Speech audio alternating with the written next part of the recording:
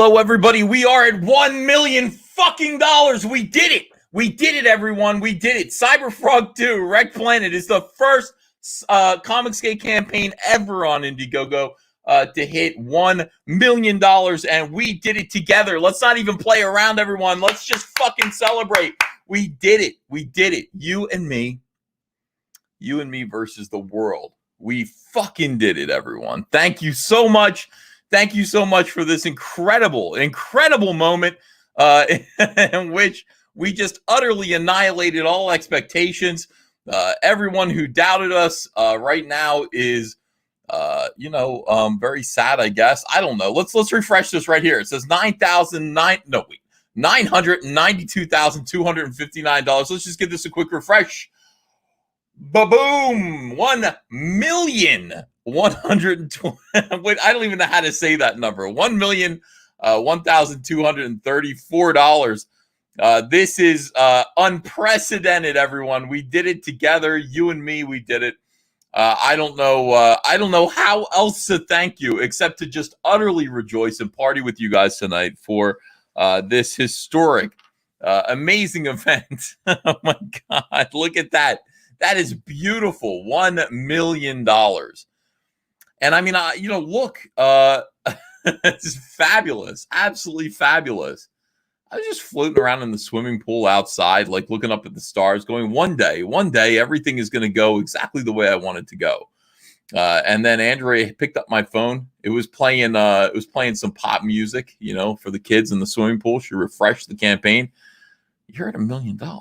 I got a big smooch from Andrea. She said, "You better get in there and you better go thank everybody." So I'm soaking wet right now. I don't know if you can. My hair. I mean, I did do the cannonball into the pool, and I was so excited and so happy.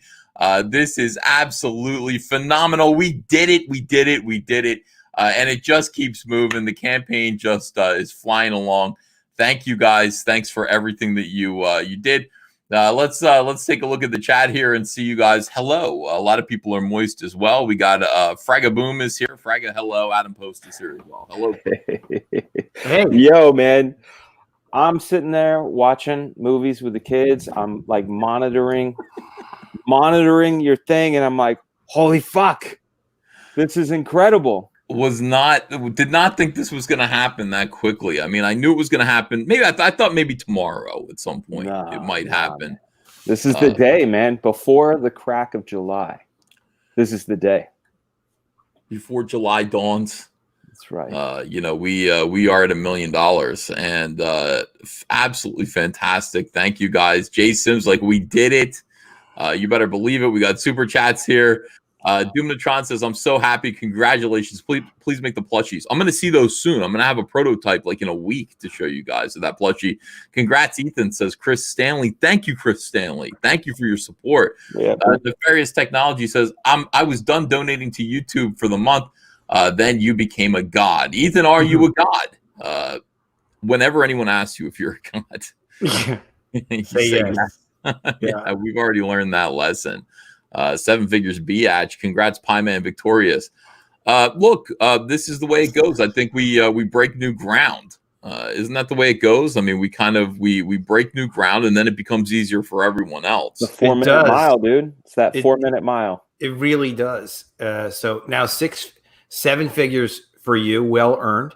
Now 6 figures for the rest of us littler guys as time goes on. And Dan, what do you mean littler? Dan, metaphorically speaking, not physically or anything like that. Let's see. Indiana Jeremy says, "And the quartering said you never reached 500,000. Congratulations, E. You earned it. Tips a fedora." Yeah, a lot of people are eating crow right now. A lot of people will be eating crow, but we've got a long way to go. We've got more to do here. There's still 2 more evils to defeat. I don't want to get overconfident. We have more evils to defeat. Lord Crackhead 33 says, "We did it. # $1 million frog. Congrats, man." And then Just a Kid from Brooklyn says, "Congratulations, Ethan. Crush your enemies, see them driven before you, and hear the lamentations of SJWs." I hope to hear those soon. Trevor Bruce says he breaks new ground with every step. That's good. Sorry, that was funny. Jobu's rum. Thanks for sending me a super sticker and $1.49. Appreciate it. Yeah, this is phenomenal. And what does it mean? It means we've cracked the code, I guess. What's the next target? Oh, the next target is this. All right, so we do have to. We've got a couple more evils to defeat now. Hold on, let's see here. Bobolski says only perks I need are these nippies, to maintain their hardness. Congrats, frog fucker. He says. Beautiful. Cutting glass. Yeah. My customers have not changed one single bit. This is the way. This is the way they are. All right, so here's where we're going now, and this makes me grit my teeth. I look at this and I go, yeah. This is where we got to go now. There are a couple of evils to defeat. Wait, let me show you this other evil. Hold on. It's not really evil, but it's kind of evil. Challenge. It's a challenge. It's just one isn't an evil and one is an evil. All right, let's see here. Evil. All right. Evil. The evil of Thriller. Dun, dun, dun. Cause this is Thriller. Mr. Wonderful says 1 million and still toys to be released. Evil's on the run. Wrong. The toys are released right now. Tonight we released the toys because I didn't have anything else to sell. I sold through all of the honeycomb boxes, and I was like, "What do I do now? Let's put up the toys." All the artwork is gone too. All the artwork's gone. Oh no, not all the artwork's gone. I think somebody might have bought some artwork because we jumped ahead so quickly. That Jay Lee's gone. I looked. No, the second Jay Lee isn't gone. Are you sure? Yeah, I was going through this. We'll look together. Christian Nomad says, "Congrats! Glad to be one of the true frog believers. Thank you for being here and being a frog believer. You guys, I love you. Let's see. How do frogs kill themselves? They commit suicide," says well-read user, who is just one terrible joke after the next. Funny. Lakim Amir says, "Congrats, Uncle E. 1 million. You inspire us all." Grant D's nuts. Celebrate good times. Come on. That's a Cool in the Gang. Cool in the Gang comment. I saw them. They opened up for Van Halen. Cool in the Gang did a lot of fucking great songs that you forget about. Cherish the Love. Jungle Boogie. They did that. That was Cool in the Gang. Did they do it? Cool It Now. Cool It Now. No, that's New Edition. What the fuck are you talking about? New Edition. That was Ralph. That's New Edition. Maurice Starr. Just seeing if you're paying attention. We're paying attention, man. Yeah. We are paying attention. Cool it now. Cool it down. Yeah. If I like the girl, who cares who you like? Right, Dan? Exactly. Ronnie, Bobby, Ricky, Mike. If I like the girl, who cares who you like? Who cares who you like? I like that one. Nefarious Technology. Wow, thanks for $20. He says, "This is your second $1 million campaign. You do Salamandroid and Cyberfrog proud. Evil is defeating themselves. Meanwhile, you're making more than Marvel and DC combined. Just keep on keeping on, my man. I'm going to keep doing what I do. Because when I do what I do it like I'm doing it for TV. And that's the difference between me and everyone else. And you know what they say? What? Do that to me one more time. Once is never enough. We might have to bust out the keyboard tonight. I don't know. What's going to happen. We got a lot of silliness going on. What is the evil to defeat? All right. First of all, let's look at the campaign here. Here's where we are right now. It's beautiful. 8,307 backers. 8,307 backers. Now that's pretty good, right? Like you go, oh wow, that's great. It ain't that great. Here's Cyberfrog Blood Honey. This is the backer number that we're trying to defeat. Now, yeah, the number here is not so big. This number here, we got 85. That's not that far away, man. No, we're right around the corner from beating 8566 backers. We need 8567 backers to defeat this evil. And then the ultimate evil. This is the ultimate evil that's coming up here. This is me going down with a lightsaber fighting Galactus. It's the final. It is the final boss in a video game. It's undefeatable, most people would think. Because people always say to me, they say, "You think you're so big, Ethan?" I'm like, well, I wear 3XL. Yeah. And they go, "No, you think you're a big shot, but you're not a big shot because there's this Kickstarter's The Order of the Stick reprint drive." Yeah. This shit. And I'm sorry, I don't want to insult anyone's artwork, but this shit. That 8-year-old campaign? Yeah, 8-year-old campaign. $1,254,120. Look at how many backers it took them, too. 14,952 backers. It's a lot of damn backers to get to that number. Another aspect, they don't deduct in Kickstarter from the total when they get refunds either. Indiegogo, I think, does. They do. Yeah. So I don't know what their net number was, but we'll just take this gross number and we will defeat it. That's what we need to do. So this is our next target. Bang it, smash it, bring it, smang it. I don't know. Can we get to 1,254,000? I don't know if we can or not. But this is the final boss. And if I don't get there, I don't get there. But I mean, we're right now we're in position, possibly maybe to get there. We're gonna get there, and I'll make the argument as to why. One, skills, bills, got the skills to pay the bills. Two, you just started selling the toys, so if you look at the response has been excellent, but yeah, it's limited. I mean, you have 143 sets of toys sold so far. 143 is not a lot of units for you. Like you move units. If you look at how many units you sell of a $35 product, typically it's in the thousands. So, well, you know what I'm saying? Yeah, we have plenty of toys to sell. I'm making plenty of these, and this is the plan. I've got a little bit of a plan here. First of all, these are the toys, and I only launched them because we ran out of honeycomb boxes. I was waiting. I thought that the honeycomb boxes would hold out for another month. And then we would launch the toys, but no, we're out. So it's time to launch the toys and get these out there. Now I've been planning these. It's not like I just pulled these out of my rear end. I've been planning and working on these. I've been showing you guys the process of making these toys for months now. 3D Robin, who is a beloved member of the community, has been slaving over these toys. And I will tell you this, I pay him very well. I want you to know that 3D Robin made plenty of money to make these toys for me. Excellent. Yeah. Handsome, right? You call that a handsome amount? Yeah. It's a handsome fee to make these toys. I want people who work for me to be rewarded financially. So 3D Robin did. He slaved over these toys. He's never had toys made before, right? So then, so he made these digital designs, these digital sculpts, and then they were turned over to the guy who used to manage DC Direct's toy design department. And this guy, when DC moved to LA, this guy stayed in New York and he started his own company. Okay. This guy knows what he's doing. He's produced some of the most beautiful toys that I personally purchased. I'm sure you may have purchased some of them as well. This guy's working for me now.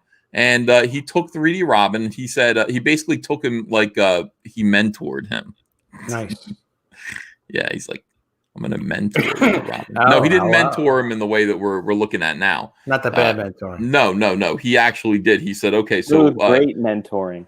Yes, he actually is doing valuable mentoring in which he just said, okay, these are good digital sculpts. Now, here's what we need to do in order to make them so that they will stand on their own. They're going to stand up to a little bit of wear and tear, et cetera, et cetera. And he made Robin redo some things. He made, I remember looking at what Robin was doing, like Cyberfrog's leg here used to be kind of bent a little bit more out, and he made him push it in so that the plastic would be a little bit sturdier. Things like that. Like Robin really kind of, I think, learned a lot from this guy, and was able to produce these PVCs that are sturdy, that are beautiful, that are pretty true to form. Then they hit me with the bill, and the bill is absolutely devastating. But I don't care. I've got the money. I'm spending the money. And the one thing that I kind of chickened out on two things. The first thing was these two are going to be individually packaged. James Dean Anderson, another great comic skater, I'm employing everyone that I can. Like if I can hire somebody within Comicsgate to do the job, that's what I want to do. It's like made in America. Yeah. You want to, if you can get it made in the USA, you want to do that because it's patriotic. And that's how I feel about Comicsgate. So James Dean Anderson is doing the packaging design for these, right? That's what's important. So I hired him to do that. Now, what I wanted to do was I wanted to make a 2-pack, an exclusive 2-pack, a box set of both of these to go with the honeycomb boxes. And they hit me with the price. And the price was $4.79 more to put these two characters in one box together. And I said, Fuck that. I said, we're not going to be doing that. It's like, it's already so expensive. Why is it $4.79 to make a box and put both of these guys in there? And I said, I'm probably not going to do that, because as it is, I've talked about, the honeycomb box. People say, well, you're not going to be making much money. No, I've scraped away. I put away $25 for myself for every honeycomb box. This was going to eat almost $5 of my profits. Yeah, that's a lot. It's a lot. How much more can I give? So I said, no, we'll just, we're going to do individual packages, and I'll just send, the 2 packages to people who order the honeycomb box. That got done. And the other thing was, I almost cheaped out because they said the tail could have a bendy in it. That was my idea at first. And then I saw the price of the bendy tail, and I went, I'm just going to not do that. And they went, Ethan, did you really look at the price? Like, you see the price difference? It was just 15 cents.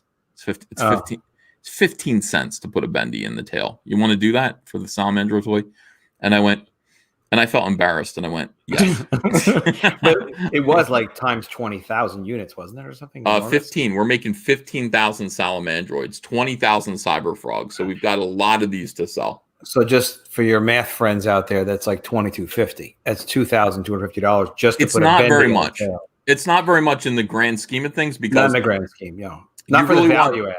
Yeah. Like, he's like, it's going to add so much playability to it, because the toys aren't really posable. They're just kind of statues, they're little miniature statues. They're PVC toys.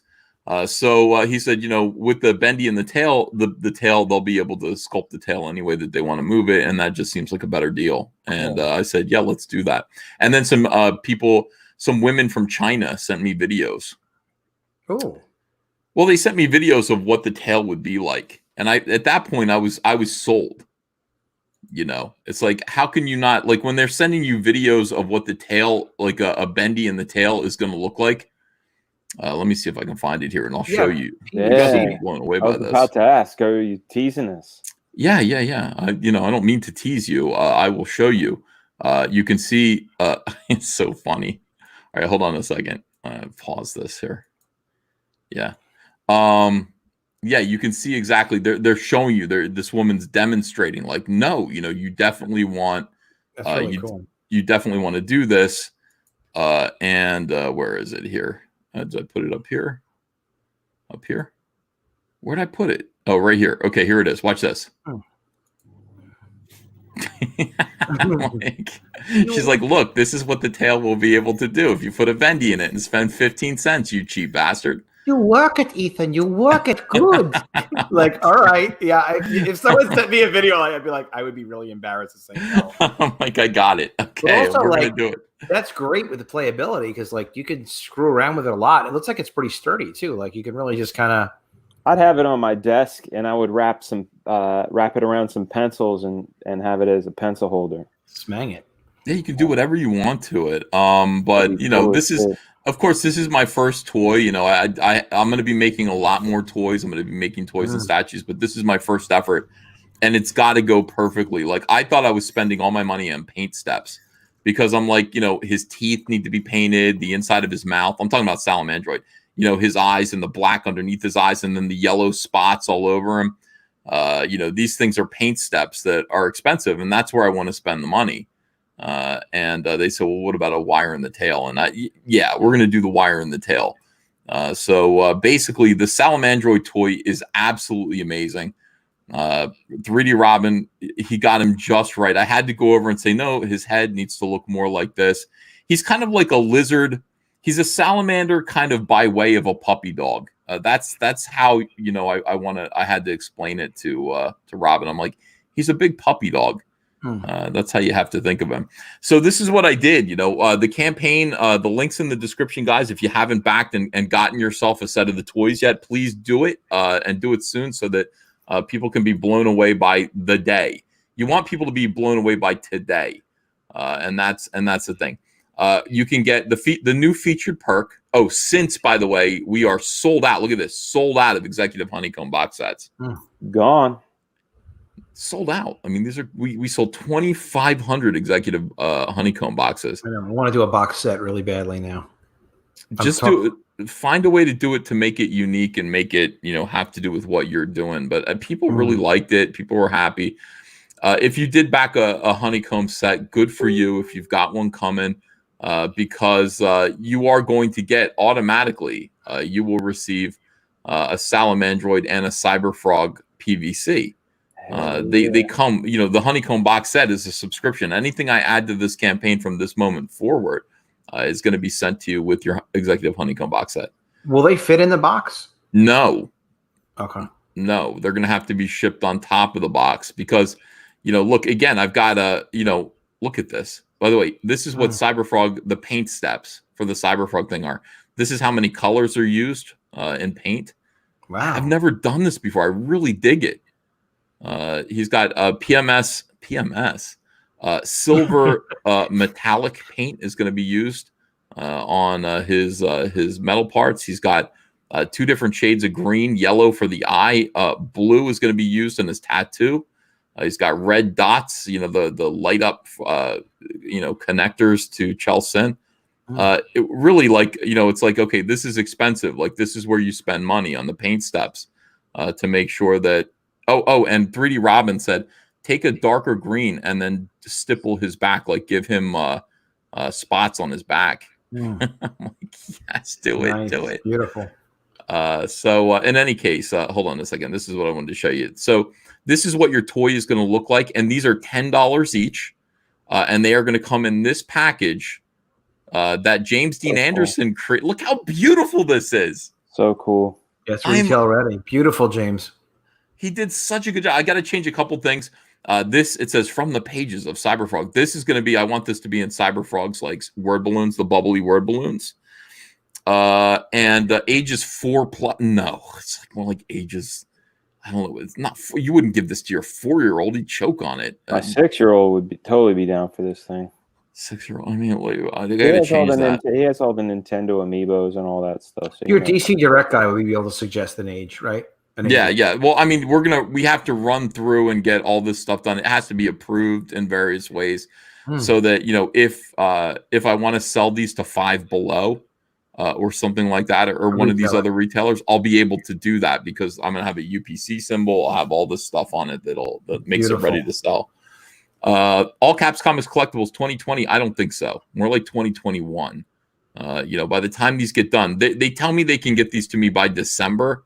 But at that point, you might as well just put 2021, right? You don't put 2020. Yeah, I mean, it depends also on the quantity. Maybe they can get you a batch quantity. They can get you 10% of the quantity for fulfillment purposes or something. And then, they're talking to me about shipping crates. Those shipping crates that like hookers were sent over in the wire. Like, sure, yeah, they're going to do that. Like, I don't know what you mean. Well, they took a shipping crate and they filled it with hookers. Yeah, and they sent, it's on a boat, comes over from Taiwan, and some of the hookers were dead by the time it got there. But that's how they were importing hookers from Taiwan in the wire. So you can kind of piggyback on the next hooker shipment. Just throw some Cyberfrogs in there. That's what I'm hoping to do. Yeah, like if there's any organized crime going on, I can kind of maybe possibly save a little money by piggybacking onto that shipment. I hope so. Yeah, makes it a little cheaper. Here's Clint Stoker, by the way. Clint, thank you for joining me. Clint. Congratulations on Cyberfrog. That is just so amazing. As soon as you launched the toys, I hurried and backed it, and it's like the scene on Star Wars when the Death Star they shoot the planet and blow it up, and they could sense the tears of billions of people all at once. So that amazing. Well, thank you, Clint, and welcome, Peter Samiti. Wow, I've got all the best of the best here. Hello, how are you, Pete? I'm doing good. Congratulations, man. Holy smokes. Yeah, look, to me, this just means that it's possible and it can be done, and so everybody's campaigns can grow to this and beyond, and that's pretty exciting for everyone. It's just, I'm going to talk a little bit, if you'll indulge me, a little bit later tonight. I'm going to talk a little bit about how I plan this campaign, and what I was thinking about, and maybe that'll be instructive to some other people who are listening and thinking about planning campaigns. If you don't mind, I know it's like so much like thought work went into this. Like, how can I, how do I give this campaign the energy, the fuel, to get it to 7 figures? And it was very well planned, and it's going to be really helpful to people to do that. Awesome. Let's see. People are very excited in the chat. We got SolverX Comics says, I'm bringing a new evil to Indiegogo this week. Hell, well, we need some new evils. I think that's a good idea. You know, get in there and then produce some comics, produce good comics. You know, do good stuff. So here's what we're doing. So we've got the toys. They're already underway. I'm fortunate enough. Look at this packaging, Clint. That's cool. That's James Dean Anderson that did that. Mm-hmm. Yeah, it sure is. Like I got it. You know, anytime you can put James Dean Anderson to work, like, because this guy's a great designer. I recommend it for everyone who wants logos, because he designed my All Caps Comics logo. Oh, that was him. Wow, that's excellent. So, you know, if you need something, he's not too expensive. He's reasonably priced, and he's extremely good. So I would say go to James Dean Anderson and put him to work for you.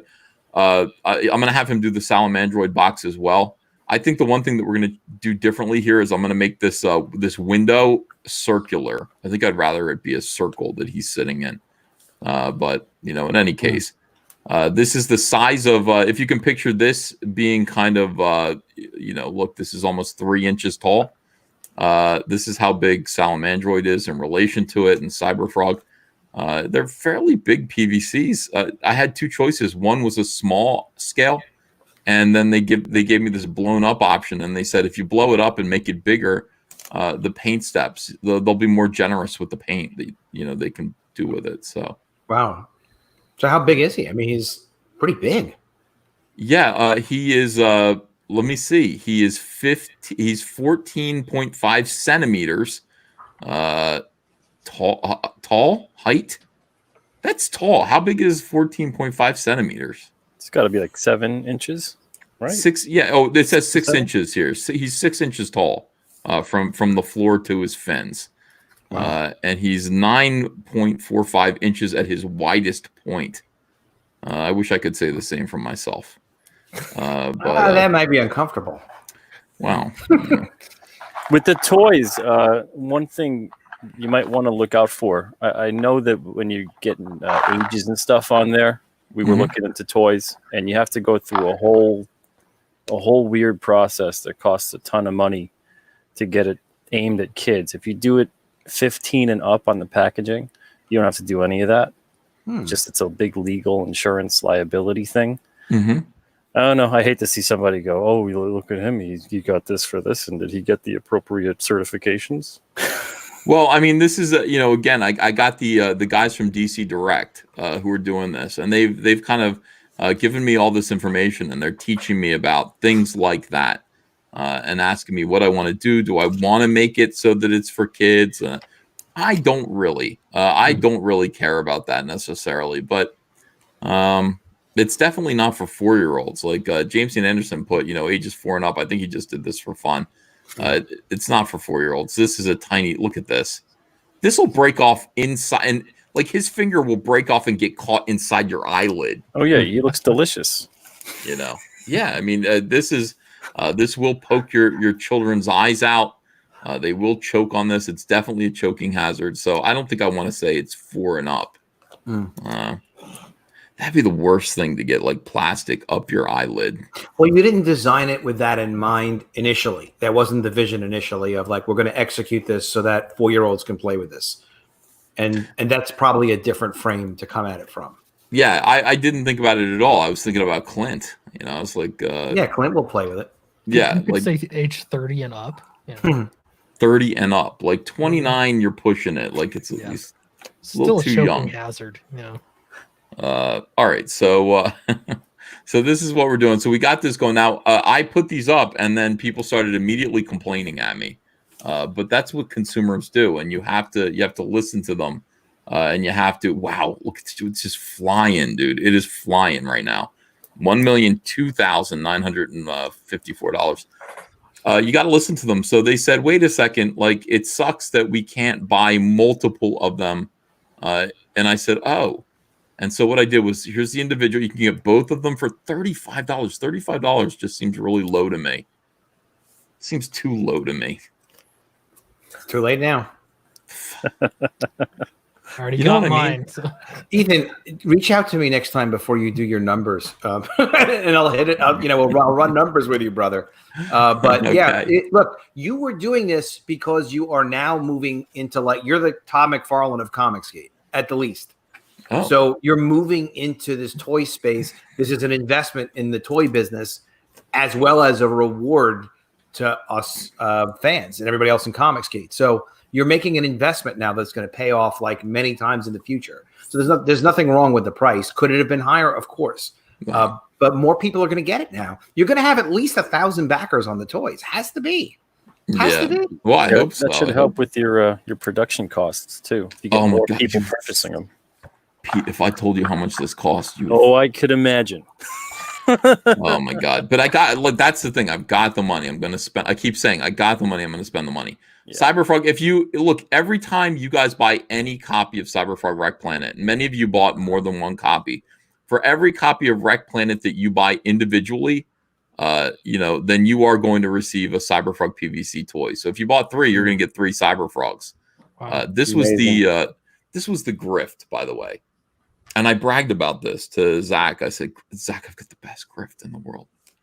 He's like, what? I was like, you give them a Cyberfrog, but you make them buy a Salamandroid.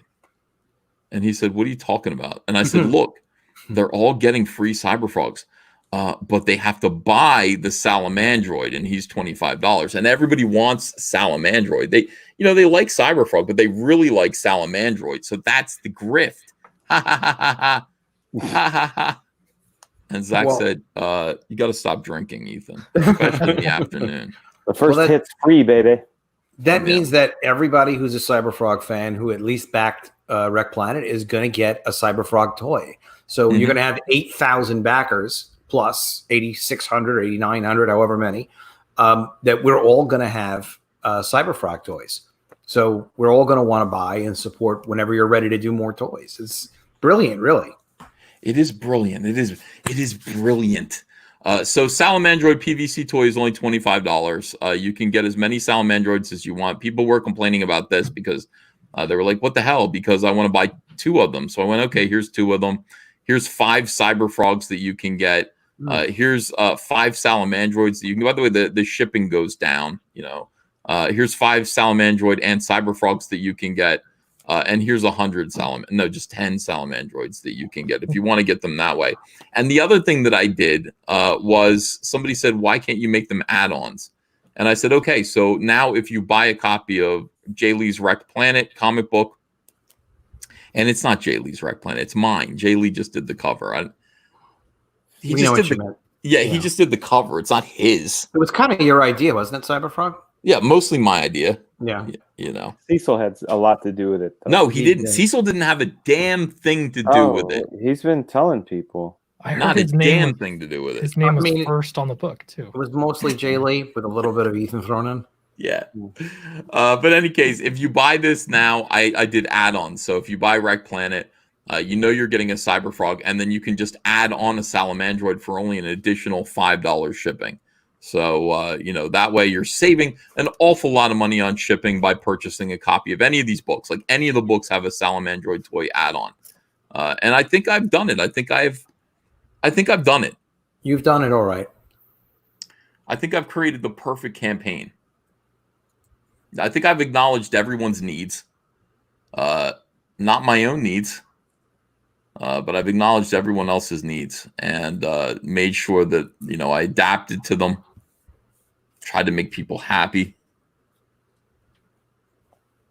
Selfless. Yeah. The toys are exciting. Surely you're getting attention. So you were on the Gem Mint Collectibles YouTube channel, but I got to think Todd McFarlane must see this. I'm sure he does. I don't know. Like, you're doing toys, I'm just guessing here, but Todd doesn't give a damn about me, Clint. I'm a nobody compared to Todd McFarlane, but I will get there. Clint, you and me both will get there. Do you understand? Yeah. We are Comicsgate, and we are the only positive thing that's happening in comics right now. Everything else is very sad. Are you seeing this? Are you seeing people exploit each other? You've got Sean Gordon Murphy exploiting Max Visaggio. and trying to make her protect him from other SJWs, and he didn't even give her any money for it. That is terrible. These are sad stories that are going on in the comic book industry. It didn't work, did it? It didn't even work. Pretty sure it's infected. Says, congrats, man. You deserved it, from Dionysus, the Tome of Reckoning on Twitter. I got a mosquito bite now. It's outside, So do you need 3 or 4 more $1 million campaigns to become the $6 million man and start your bionic upgrades? That is a great question. I guess for the first thing I need to do is figure out a way to slam myself into the ground at 100 miles an hour, which is what happened to the $6 million man. Lee Majors. Why did they do that to him and then to a woman and then to a dog? Why don't you stop slamming people into the ground at 100 miles an hour? I don't know what's going on in the 70s. They probably should have done the dog second and the woman last. The 70s were wild. $6 million, you could be bionic, super powered. I'd pay it. That's nothing. That's a good investment. Tell Andrea thank you about getting back to me about the Heather Swain card. You bet, Brain Pulp. I mean, look, we're making sure that everybody's taken care of, and we got a lot of eBay orders today. Those are all going out. Fraga, we shipped you out a nice Salamandroid poster today, so I hope you enjoy that. We're on it. We are on it. It's going on the wall, dude. Sentient Viscera says, "Hail Caesar! Congrats on 1 million." #ComicsGate. Thank you very much. Thank you so much. We're on it. Some people are asking where they can get blood honey right now, and the answer is you can get blood honey on our eBay. So I hope I wasn't searching for anything gay here. No, I wasn't. Good. Chained mail. Yeah. I think I've got I think I'm overloaded with gay clothing right now, Clint. I got plenty now. Here's our eBay store. What was I looking at here? Oh, this is a bad sign when all the comics that are on my search history have these little white strips of tape over them. Yeah. What does that mean? It's an indicator. Well, it means that it's too vulgar for even eBay to show. Oh. Wow. And for some reason, and I don't know. Why is this on my... I wasn't searching for any of this. I wasn't searching for porno comics. Of course not. Oh, what the... why would this be a comic book cover? That's not a comic book cover.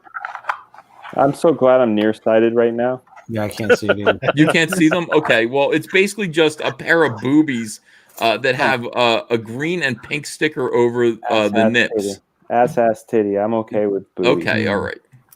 Anyway, this is the Van Skyver's Cyberfrog store on eBay.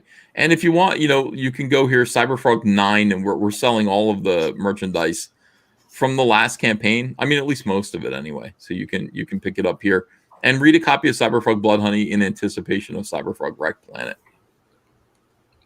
Is there a way to get Cyberfrog Blood Honey now through the current campaign? I know there was a copy in the only through the box. And the box is sold out. So this is where you're going to get Blood Honey now on eBay. Yeah, I'm going to get that golden box the golden book pretty soon. I actually ship those out to the printer. I just want to see. I want to show people what those look like. Ultimate Blood Honey is really, really pretty. And there's, you can only get it through that box. What are you doing, Pete? I'm bagging and boarding. I got like 200 orders to bag and board, so I'm working while I partake. Are you bagging and boarding any copies of Mighty Mascots? No, we don't have any of those. Those aren't new right now, but I'm doing 10 of our new issues. So this Trespasser Giant, Psycho KO, Swan King, Voidwalker's really good. Where do I have that? Voidwalker's awesome. That's a really good one. Cool title. I'm all for Mighty Mascots. I was pimping the hell out of that yesterday. Yeah, Voidwalker. Mighty Mascots on Indiegogo right now. What issue of Voidwalker is that? This is number 3. Yeah. Number 3. Are you following that, Dan? Yeah, my buddy Spencer writes it. No, really. It's good stuff. Yeah, Rooster Puncher. Ah, Rooster guy. Rooster Yeah, Puncher. Rooster That's his Puncher. book. Good guy. He cracks me Fantastic up, guy. man. He's funny. He's Yeah, great. Spencer's great. Rooster Puncher is cool. I would ask Clint. Clint, first of all, all right. So how is Downcast 2 doing? Has it shipped yet? Is it all shipped out? It all went to the printer. So I'm just waiting on them to ship it to me, and then I'm shipping it out. So it'll happen this month, soon. So I'm printing in America, so it should be.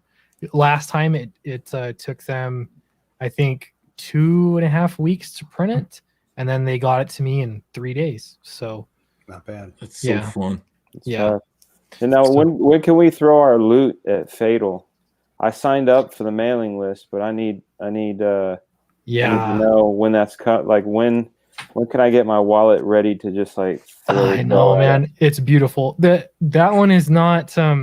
I want to get Downcast out first, so I don't have because I don't have the book. I'm like I don't want to have the date, but I'm literally gonna do as soon as I get the book, I'm gonna ship it, and then next week we're launching.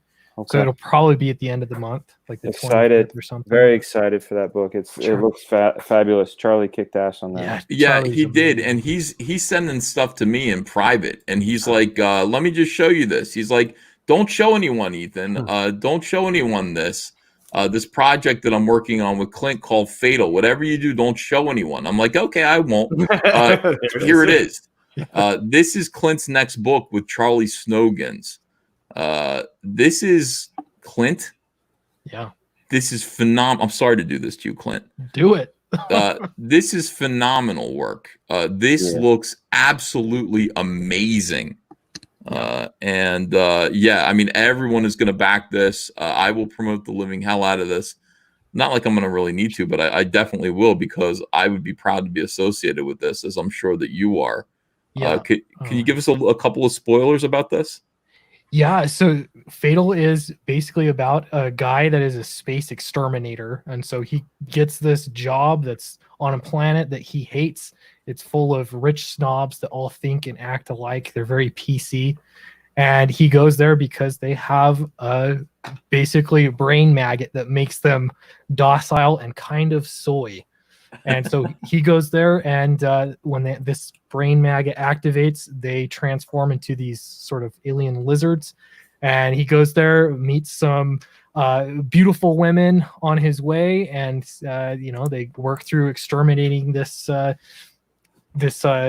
invasion. I wanted to call it an infection, but I guess it could be. So it's I like so the good. word infection. I like that, like infection. a social infection. Is the planet called ComX?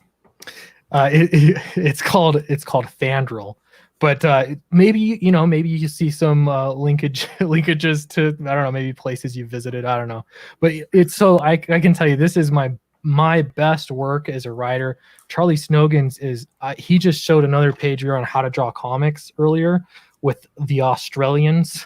Yeah. And man, he showed another colored page. I didn't see it with colors yet, but it's double page spread.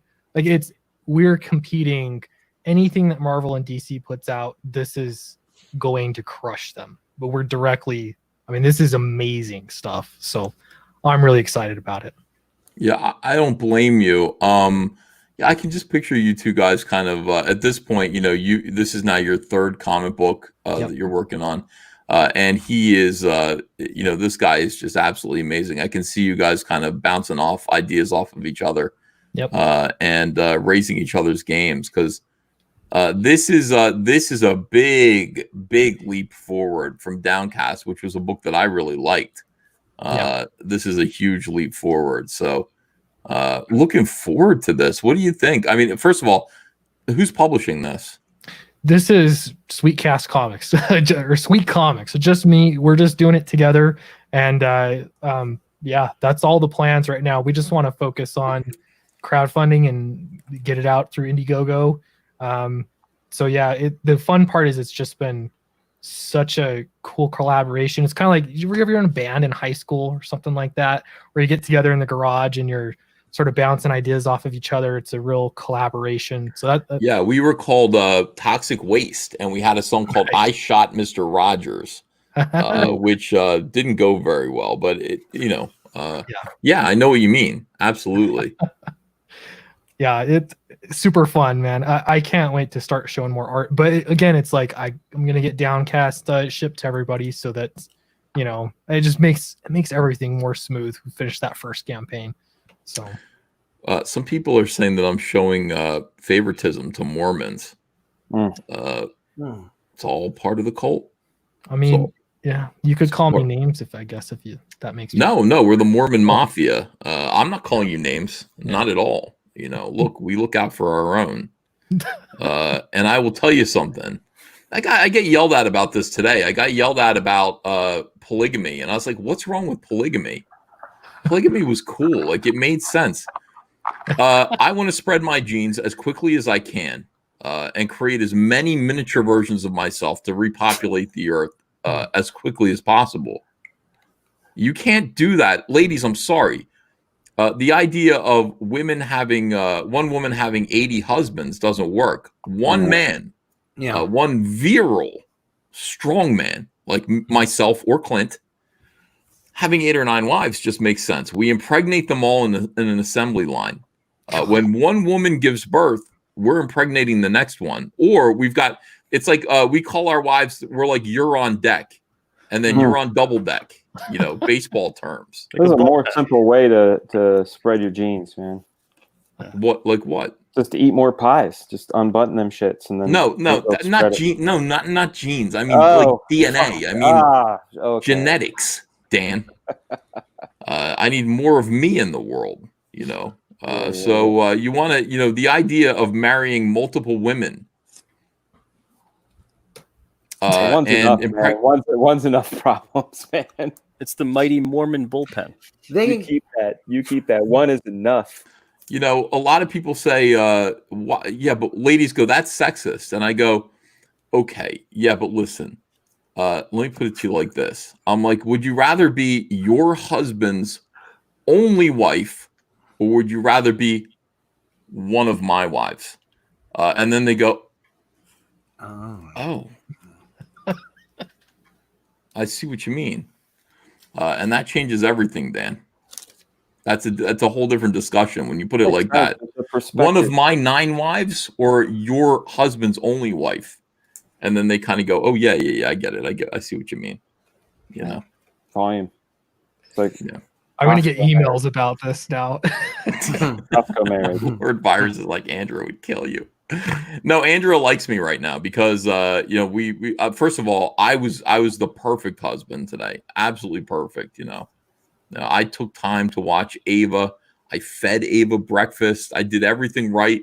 She had a lot of things that she needed to do. She had to go to Kaylee's soccer game. I was out there watching Ava in the swimming pool, not doing a live stream to celebrate $1 million on Cyberfrog. You brought some kindness to my stream today. You showed us the gash in your driveway, and a lot of people wanted to see that, and you showed that on my show, and that was huge. Massive. My viewers were like, they couldn't believe it. Yeah, thank you. They couldn't believe it. They're like, man, scoop, high five. Yeah, so you're welcome. You're a giver. Well, you asked, I mean, no, that's the thing. So I was happy to show people. Now, Pete, what happened was I ordered a case. Clint will appreciate this because, again, Clint's Mormon. Clint, like when everyone else goes, what are you talking about? Clint will completely understand this. Now, Clint, you're a younger Mormon than me, but you don't remember Noah's Ark food, do you? I mean, were you around for that? No idea. Noah's Ark food was Latter-day Saint. You're supposed to store this stuff, okay? You're supposed to have a year's worth of food because most of the people who were kind of laying down the rules for Mormons during the 1970s and 80s had lived through the Depression. They didn't want to see it happen again. They were pretty sure it was going to happen again. So they were telling all the Mormons, 1, let the children come. In other words, your wife should really be pregnant all the time. And if she's not, we want to know why. There are spirits in heaven that need to come down. Your job is to make, Clint, I'm right about this. The way that you put it, man. Okay. There are spirits in heaven that need to come down, and your job with your wife is to create bodies for the spirits to come and inhabit. right? So let the children come. Saturday's Warrior. Who are these children coming down? Coming down like gentle rain on something, something. This is all legit. I'm speaking LDS to Clinton. He's looking at me like I'm speaking Martian. I don't This understand. is all stuff I knew, man. I used to go to those dances. Yeah. Oh, My buddy was a DJ, and he would always DJ Mormon dances, and he'd be like, "Yo, dude, come down." And we'd meet these girls, and that was the thing. You're like, Mormon wow, dances were great. They were great. Fantastic. Man. They just play the same dance music. It takes two to make a thing go right, and I'm hugging the wall like terrified. Yeah, I'm doing the Running Man on the. Yes. So in any case, they had this Noah's Ark food. You're supposed to store 1 year's worth of food, and they come in these gigantic containers. And you open the lid, you peel the lid back, and it's like tiny little granules of like macaroni, and that's what you're going to subsist off of for a year, So that's what. So anyway, with this in mind, Clint, I went on Amazon. I said I might be thirsty one day. The worst thing in the world would be to not have enough water. And I went on Amazon. And I looked up water, and Nestle's Pure Water was selling cases crates, pallets, 78 cases of 24 bottles each of water, $500. Now, I thought that sounded like a deal. Some smart aleck said, Ethan, that's $6 a case, you idiot. Like, that's way, they cost $2 at Walmart. Why are you spending $6 a case?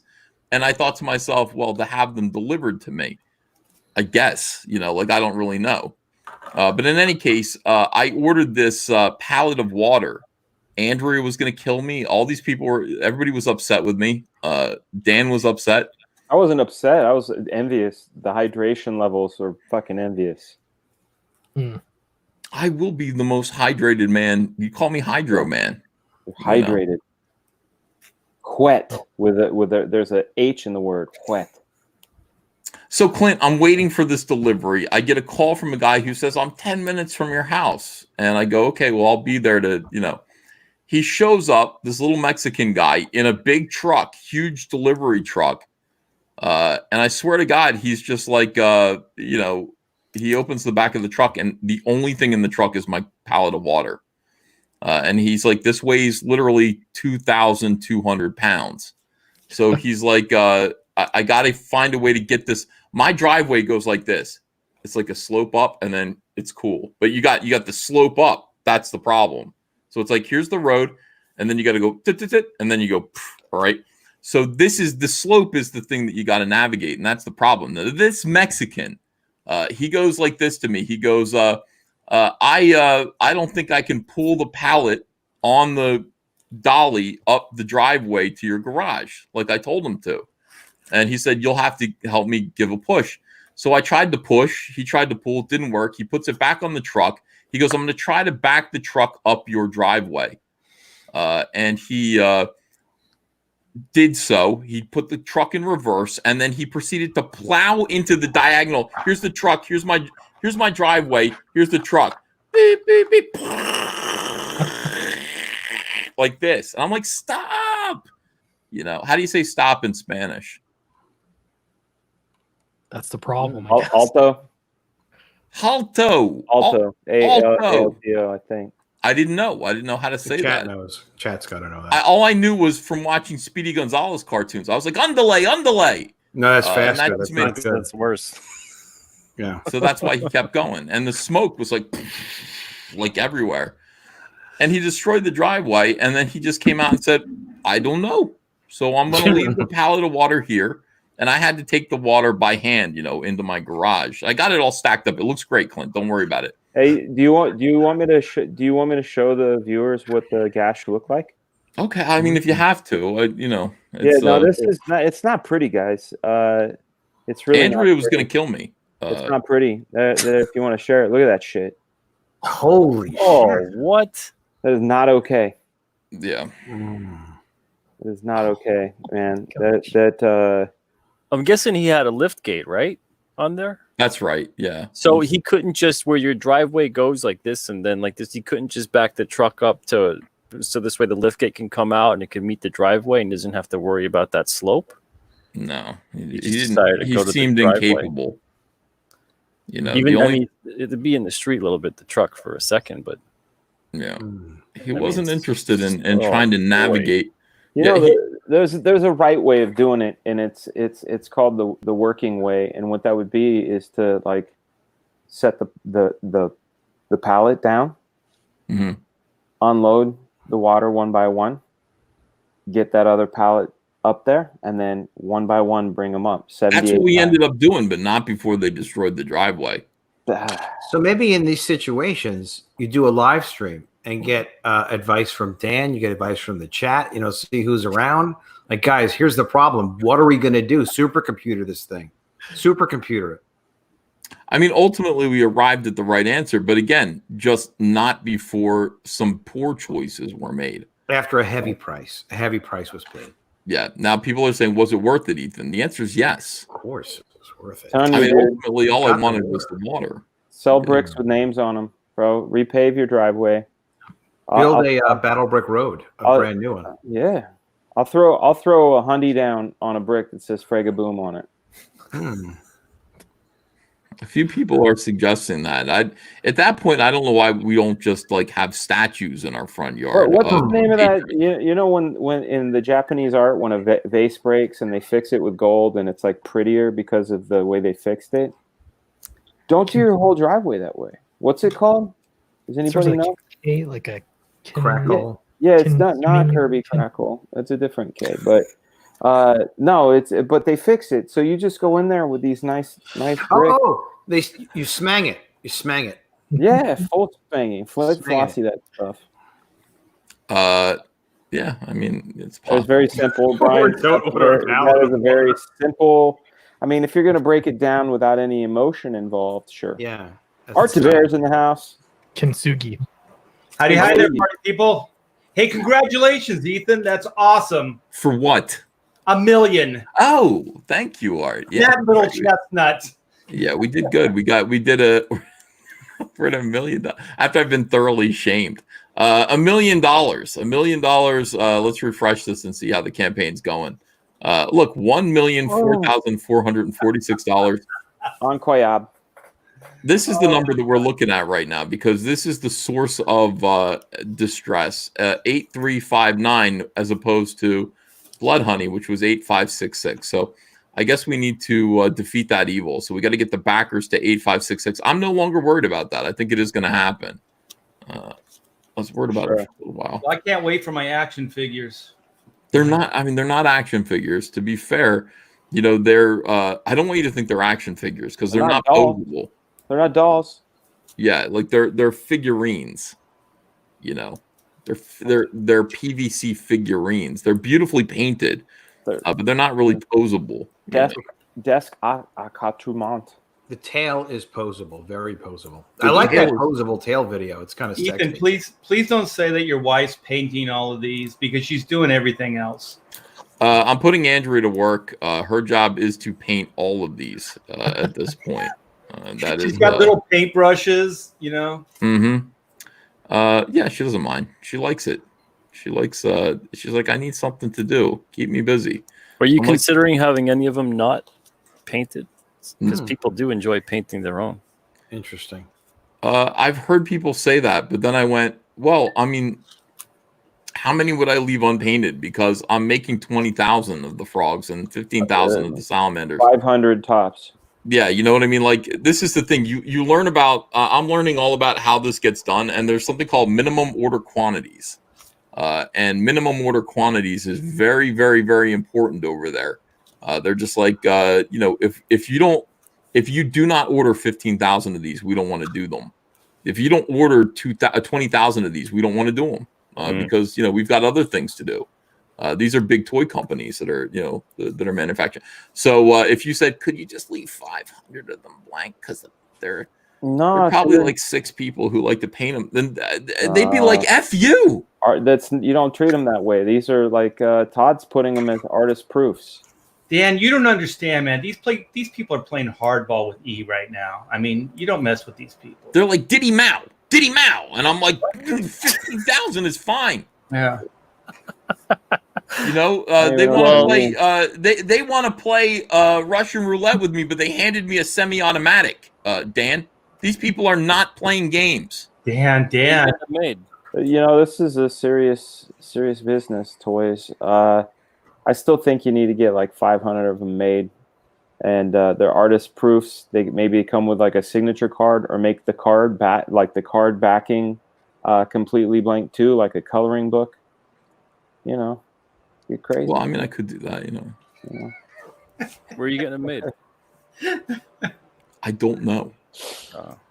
I was presented with 3 options by this guy from DC Direct. He gave me. He said Factory 1, Factory 2, Factory 3, and there is an enormous cost to get the ball rolling, to make the tools. And then there is from there, it's like, this is how much it is. Minimum order quantities. Do you want 15,000? They're going to be this much. If you want 20,000, they're going to be a little bit cheaper. If you want 50,000, they're going to be a little bit cheaper. And that's the way kind of it works. So you look at all 3 factories and you go, what's the difference? And they go, there isn't one. And then there's also a time, they're like, it's going to take 30 days to do this, 15 days to do this, 30 days to do this, and then 45 days to get them to you. And I'm like, that's beginning to look a lot like Christmas to me. So let's do it. And that's what because I mean, I want to get these books at least beginning to ship out. I want to get packages beginning to ship out at Christmas time.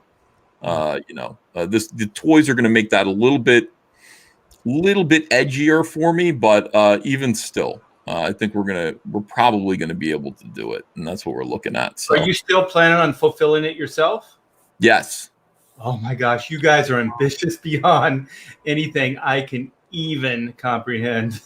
That's a lot. Well, I will hire people, but you'll oversee it. Slave labor. I hope that child labor is part of this. Child labor. I will pay them almost nothing. Is there fresh vessels for these teardrops? Would you call them raindrops from heaven? Fresh vessels that have been filled from heaven to do, Who are these slaves coming down to help me fulfill Cyberfrog? Well, how are you gonna keep them in check when they start acting out, though? Like, say they're starting to whine, they get a little tired, right? You don't feed them until their work is done. They don't get to take that salamandroid home. They each get to take a salamandroid home. They act out. You say no salamandroid for you. That fucking case solved. No bathroom breaks. No Fruit Loops till it's done. Mm-hmm. No bathroom breaks. Closed. This all sounds good to me. These are all good ideas. Are you writing them down? I'll write them down for you. Or you can love bomb them at first, and then withhold your love and leave them puzzled. Love bombing is a big deal. But no grooming. Yeah, he who giveth the pain can take it away. Interesting. Love bomb the shit out of them. Well, when you're done with your kids, send them over to California and they can help me. I mean, look, I've got a lot to do. I mean, I'm going to be sitting there running Rainbow Brute, the campaign, while fulfilling Rekt Planet. Rekt Planet is going to be a bear, but it's not going to be as bad as Blood Honey was. Blood Honey was insane because Blood Honey was actually 4 different campaigns that were all piled up. So this is going to be big because there are more items. And we can't just use Gemini mailers. Gemini mailers aren't going to work. We're going to have to create all new packages. I want to get gold glitter packages. That's the one thing I want to get now because we're talking about the chicken boxes. People want to keep the chicken boxes. Talking about the honeycomb boxes, that's great. We want to keep them in mint. We need a shipping container to put all of these things in with toys. And I want them to be fabulous. I want them to be a box for your box. That's right. You put the little styrofoam peanuts in, and then you put the items in, and then that's the shipping container that you're going to ship. And I want it to be gold glitter, and I want it to have the Laughing Man on it. and I would like there to be a button that you press, and he goes, Get some custom tape made. You know that Custom tape. artist Kim Jong-gi? I bought some sketchbooks off of him a few years back, and the tape that they tape up the box with had his artwork printed on the tape, so you could have the Laughing Man on the tape. why couldn't we do this? You absolutely can. Just You keep can definitely custom custom tape. print tape. That's Yeah. no problem. Get it done right now. There's a sale going on Sticker Mule right now for it. My man, Sticker You get Mule. 100 feet, Hey, I think, for $9. Hail Sticker Mule. Look at that. Sticker Yeah. Mule, is that where you got those made? Oh yeah, Sticker Mule is fantastic. Oh, that is Shit. great. Look at that. Hey, tell them I sent you. Just kidding. Pete said I mean, this is all very good. I mean, some men see things as they are and ask, "What the fuck?" What did I do? dream of things that never were, and I ask, "Why not the fuck?" And that is my exactly. that is Even- my quote. Yes. I look at things. I You're- look at all the things and I go, Your printer, Transcontinental, has a plant that does nothing but custom, like, cool packages and boxes. They do like music and entertainment industry boxes and stuff like that. I've been talking to Daniel over there, but you have a hookup through your printing service. When But- you talk to him, are you speaking French? Um, Because I don't trust these Canadians. I Clint, don't. do you talk- like? I won't do his Frenchy thing with him. I won't do that. How But do they you seem feel like about they're nice. Canadians, Clint? And be honest. You know, Man, some of my best backers are Canadian, but I wonder. The people say Canada is America's hat. I kind of like that, but is that, I don't know, is that offensive to Canadians, or is I think that it's a a compliment. privilege? there Yeah. might be a bit of an apology somewhere in there. Well, if Canada is the hat, then what's Mexico? The cock.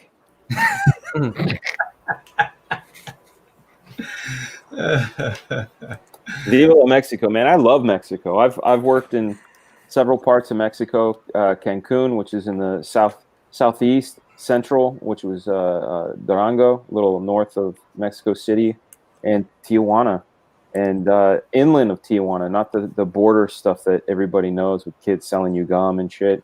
Like inland, and Mexico is awesome, dude. We don't see Mexico as it is, man. Mexico is awesome. yeah. I used to think it was dangerous before we had riots here. It's dangerous if you drink the water. That's true.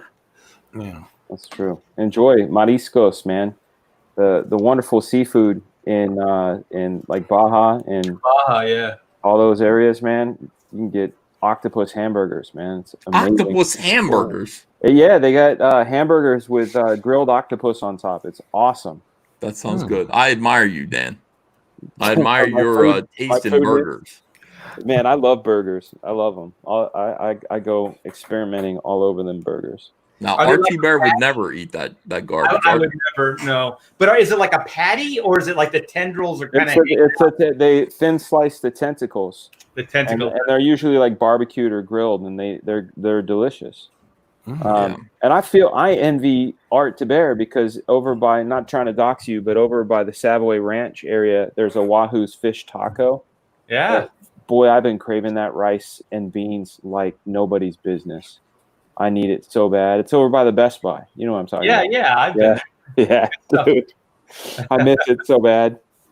Fish Yeah. tacos. That's a place you could go and you can put your stickers up, right? People just walk in there and just put their stickers anywhere, right? Yeah. I should send you some stickers, man. I'll slap them down there. Yeah, you guys send me stickers. I'll put them all Yeah. over that Wahoo's. That's a different angle. What's happening over there? I just want to show my Vampirella, and you'll Make see it that where my bigger. finger That's it. is Clint's downcast sticker. Oh, can you make it all you? Yeah, There we go. Look at that. All right. but dig Yeah. it. You know what's missing from your basement? What? And maybe I'm the wrong person to say this because it's very subjective, but like some sweet pinball machine. You I know? got arcades over there. I Oh, got a a Frogger. I got pin- Pac-Man. Pinball machine, Old school. like ding ding ding ding. You know, like a big. You know. Dan, your criticism of me is unfounded, and yet You know, myself as a superior man. The superior man is distressed by the limitations of his ability. He's not distressed. Hey, like a playboy. Men like you do not recognize the ability that he has. Smokey and the Bandit or Kiss, like a true late 70s pinball machine. You know what I'm saying? Like I went to Jeff John's house. He had a Twilight Zone pinball machine. Oh, or an Elvis pinball machine. Or Elvis would be good, yeah. Pinball machine. Or a Rat Pack pinball machine. I guarantee you they make a Rat Pack pinball machine. Rat Pack. In Vegas, I'm sure there's one. There's an Elvis Presley slot machine that I really wanted to get until I found out that it was illegal. And I cannot allow... Here's the thing. In New Jersey, you're not allowed to have any gambling devices that are from anywhere after 1940. Racketeering. So, racketeering. And you know, like the minute I show people, I'd be walking around like Doc's in my basement. Look at my awesome Caesar's Palace Elvis Presley, slot machine. How many people would call the cops on me? Here's a question, though. I come from a family. My dad's dad was a judge in California. There's a street named after him called Frega Court. It's in Martinez, of all things. That he was a judge. He would say, "Well, isn't your computer a gambling machine? Can't your computer go on gambling sites and gamble?" So then you get into what is this machine, and you probably get away with it. I would try to get away with it. Believe it. I would. Software Comics says, any recommendations on where to get iron-on patches made for a campaign? Also, Clint, who's your printer? I'm thinking Mixam. I'm using API, but I've heard good things about Mixam too. This is Mixam right here. We got our proofs and the chrono proofs. So this is all Mixam. That looks That's good. awesome. That's pretty. Can you open it up? Oh, look at that. Your panels fill the entire page. Why don't you show that to Adam Post? Let me see. Look at that. The gutters are little, Adam. They're not 3 inches on both sides. Adam Post is taking a whole lot of shit right now. He's still learning. It's kind of funny. Adam's got a long way to go. He's still learning. I heard there was controversy, and then I couldn't find it because everybody that's throwing a fit has blocked me. Yeah, so, there was controversy from. I got it from. It's funny how they all act as one unit, like a bunch of Troll Family War Campaign guys and Preston Poulter. He was disappointed.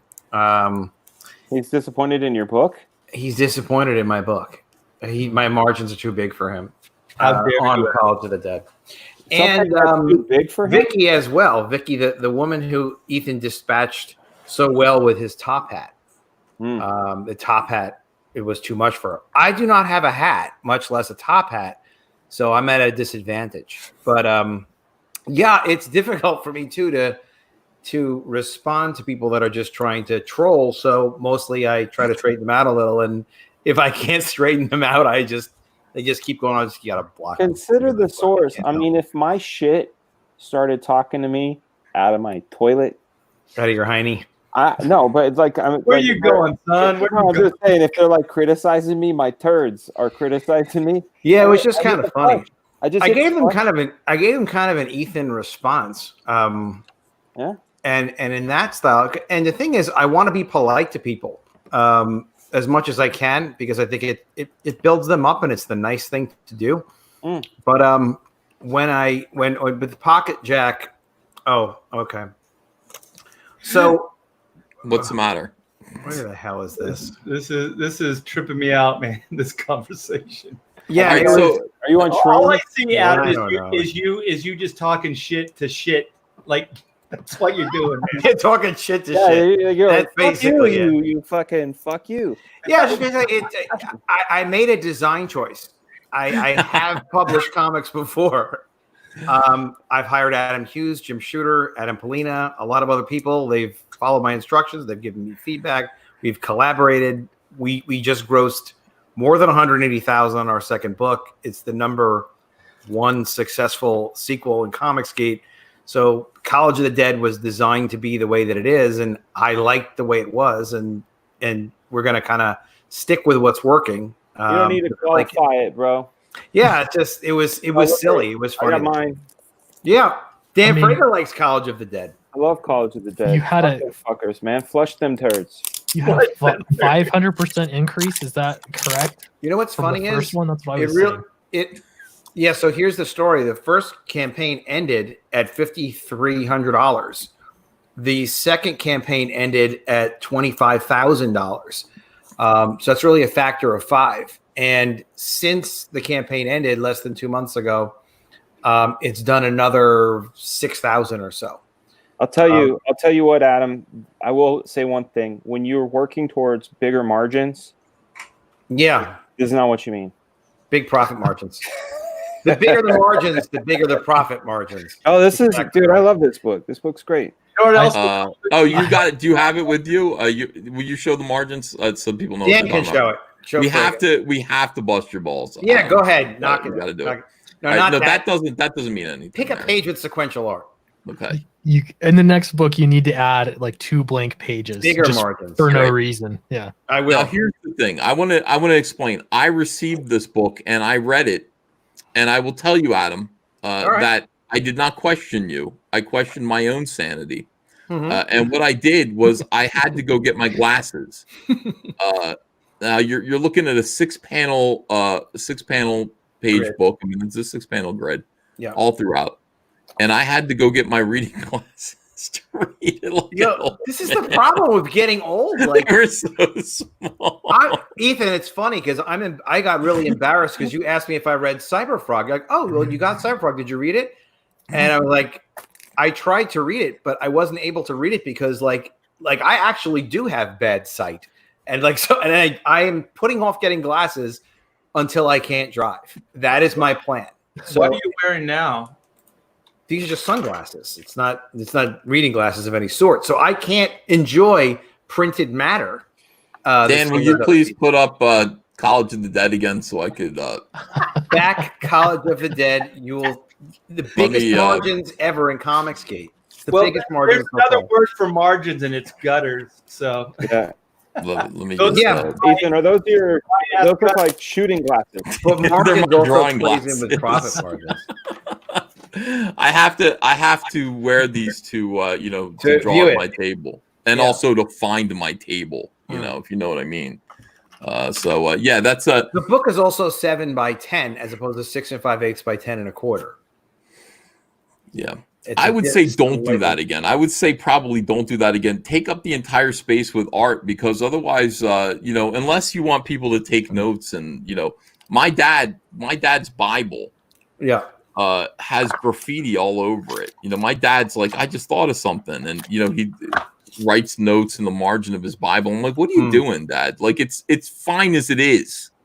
Like, are you kidding me, Dad? Like, you think God needs your thoughts added to this book? Well, maybe he's not sending in the notes. Maybe it's just something he realized for himself. Like, remember that time Yeah. for his own notes. So people do note taking, but the design wasn't for note taking. But yes, it's just yet another advantage. There's no extra charge for that. you know what you could do is hire Sergio Argonis, the Mad Magazine guy, and he could draw all along. Oh, I would love that. I would love that. Yeah. Sergio would be amazing. What a nice guy. The thing about it's so funny. It's like everybody's learning how to do comics. And, my first 2 comic books, Cyberfrog 1 and 2, which are now available, Unforgettable Tales, I had no idea how to do a comic book at all. So I didn't know what size paper to use. I didn't know what kind of pens to use. So it's like I drew them. What I did was I took a piece of paper and I traced a comic book like this. And I knew then that this was the right dimensions for a comic book. And then I just drew it actual size with like a pen from CVS. That was what I inked it with. And remember inking your stars in? You do a little circle. the circle and then do the black around Fill it. it all in, yeah. No, Art, I did that with with white lettering against a black background. Oh, I mean, that's how insane I was. Like, I wanted to have like a black background with white lettering. So I drew the lettering in pencil and then I drew around each letter and then filled in the background black. Hardcore. Michael Golden does that for his signature. Even on commissions, he'll do that. And I'm like, you're insane.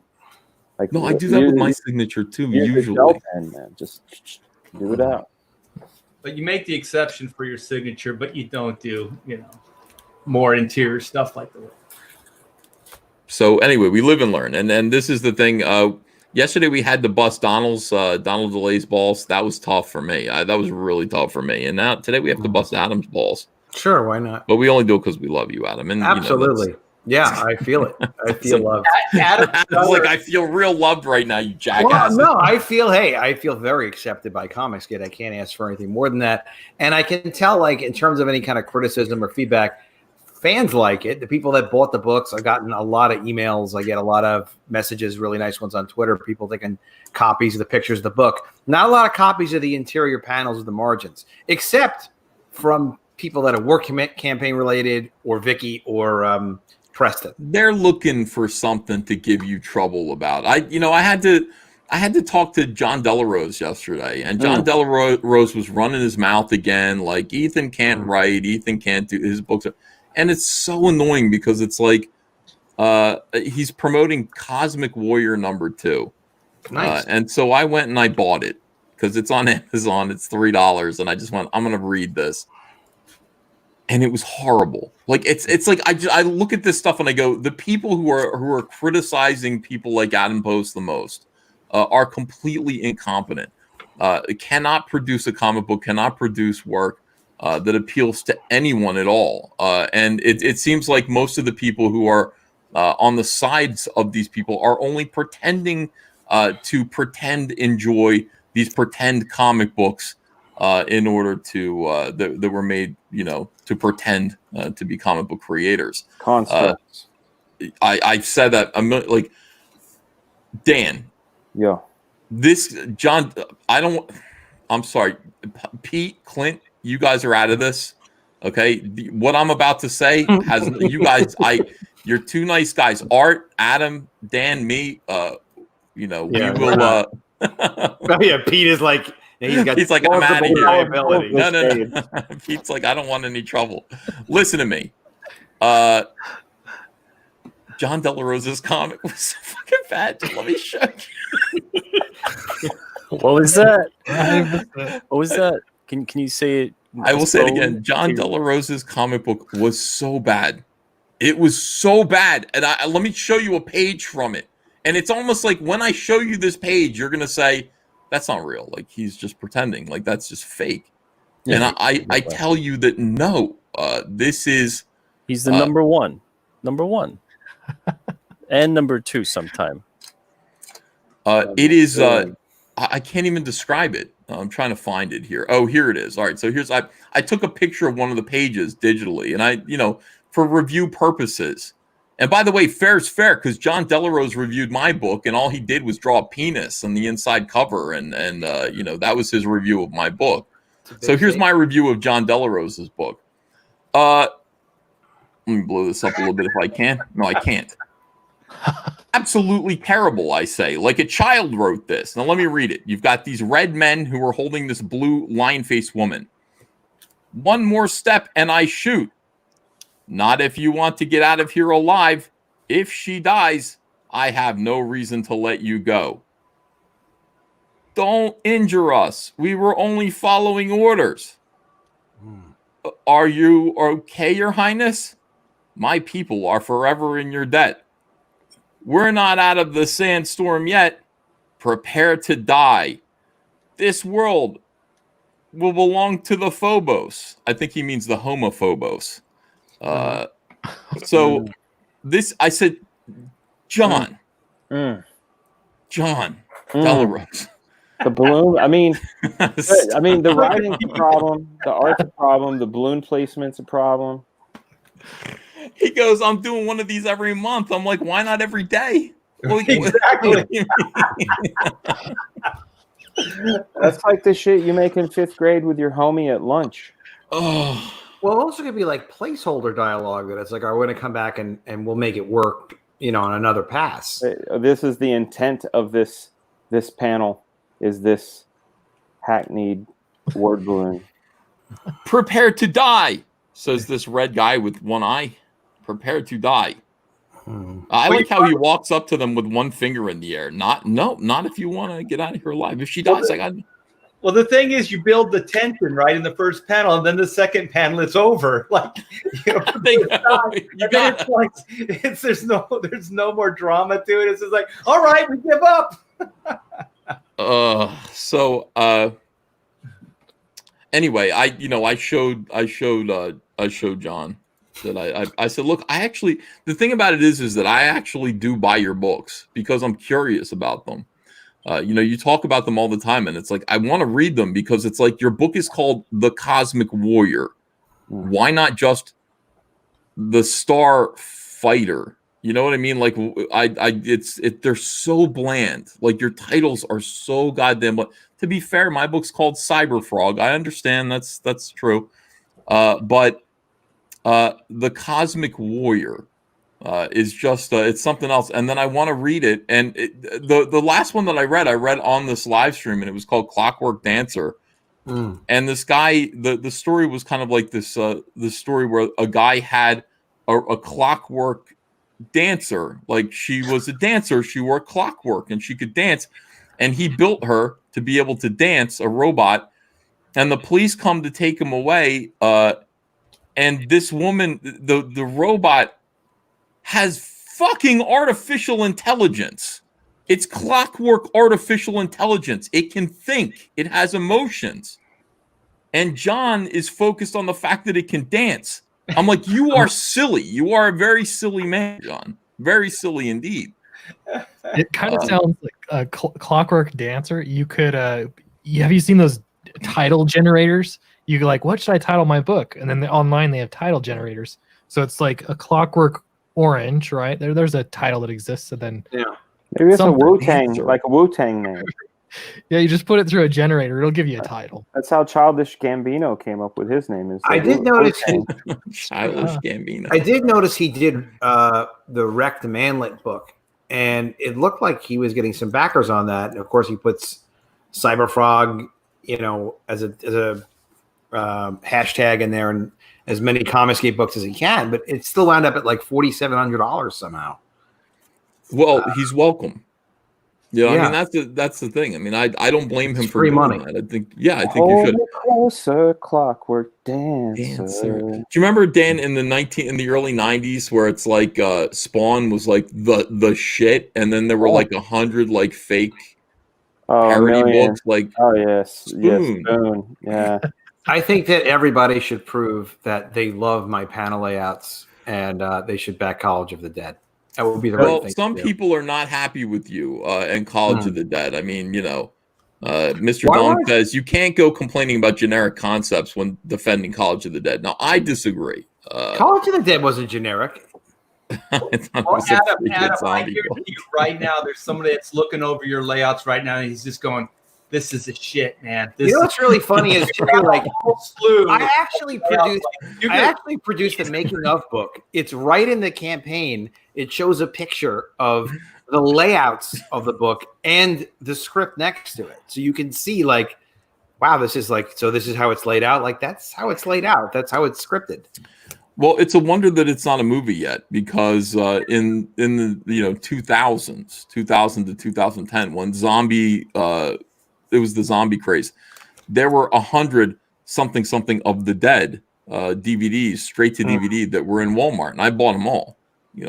I don't remember College of the Dead. There wasn't, and there wasn't one, and there should have been, because it's actually a pretty good idea for a zombie plague to erupt on campus. Yes, you already have the movie poster too. That cover, it's iconic, man. I know I say it all the time when they're in the cap and gown. Yeah, zombies, they're holding their diploma. I would see that movie, man. All right, aren't we always trying to get something going with that guy? Mr. Dong's. I like that idea. I would like to see that movie film be made. Then we'll bring him in, and we'll start development right away. Absolutely. He said $500. And you're not mad at it. Are you mad at this? Are you mad at getting roasted? No, honestly, I'm glad you brought it up. And the whole thing is like, it's really great to be a part of the Comicsgate group, and it's great when people feel kind of comfortable enough to kind of joke around a little bit and talk about stuff. The reason that came out to be 6 panels like that was, first of all, it was drawn 6 panels a page. College of the Dead 1 was drawn 6 panels per page. I was wondering why no one ever asked, like, well, this is a little odd. Why are these fucking 2 panels per page? I just thought that was artsy. It annoyed me, but I went with it. You know. Well, even it was different. I don't do stuff just to be different, but at the time when I first started working on it, I also thought I was going to use the panels to promote the book, which I did. And, it was sort of like a webcomic kind of thing, but it didn't, webcomic audiences are not comic book buyers necessarily, except if it's Order of the Stick, apparently. And they'll just throw millions of dollars at you for no fucking reason. But the other thing was, my writer for it, like, he's really good at writing. The writing is good. He's very good at writing strips and stuff like that, comic strip type format. So the ideas are very well condensed in each panel. So it's linear, kind of well compacted storytelling. So I like the pacing of it. It's interesting. And I was considering leaving the 6-panel format for College of the Dead 3. But one of my friends... There's no reason to do that. The 6 panels is great because, you are just... It's a movie happening on the page. All people are saying is it's just... They could be big. The art could be bigger on the page. The aspect ratio, thank you. Yes, on the page. That's all it is. People want to see the... I will do that for Comicsgate. Yeah, that's all. I will do that for Comicsgate. Very simple, it's like... Doing comic books is trial and error, and you want to get it right because your next campaign is going to make $100,000. Will it? If you see when Ethan says it, so it is. You should do a black and white apology video. Will you appear in it with me? No, hell no. If you appear in it with me, then I will definitely. Well, you did a lot of things wrong. I got enough crap I have to apologize for. Oh, you know what? That would be kind of funny. You know who would help me produce it? Deadwood Dale, and it would be an effing hit.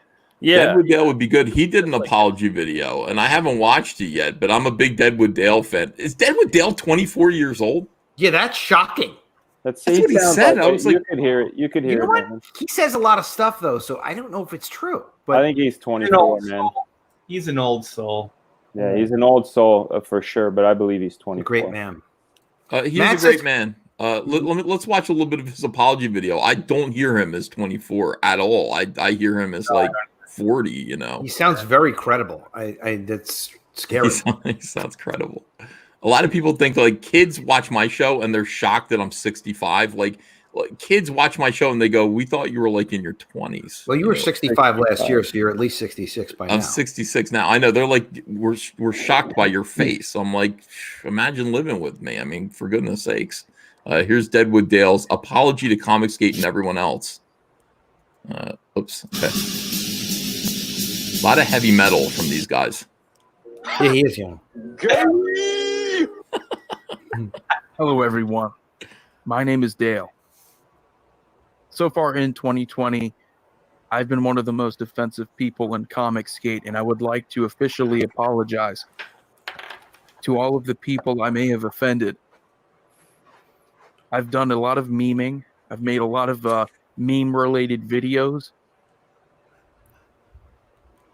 A lot of chill mixes, a lot of savage chill mixes,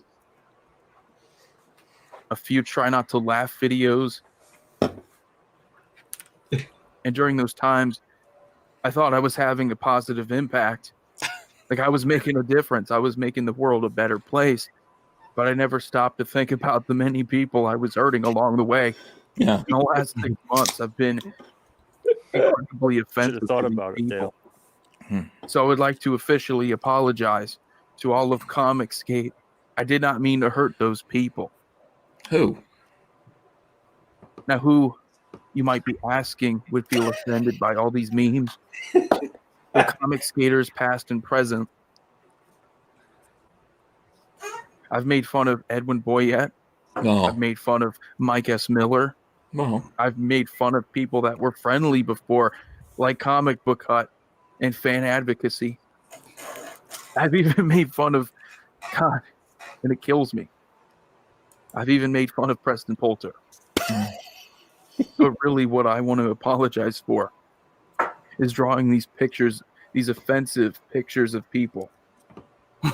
And I don't know what I was thinking at the time, but deep down, it turned me into a monster. I drew these pictures of Ethan Van Sciver. Oh no! What as the a toad. fuck?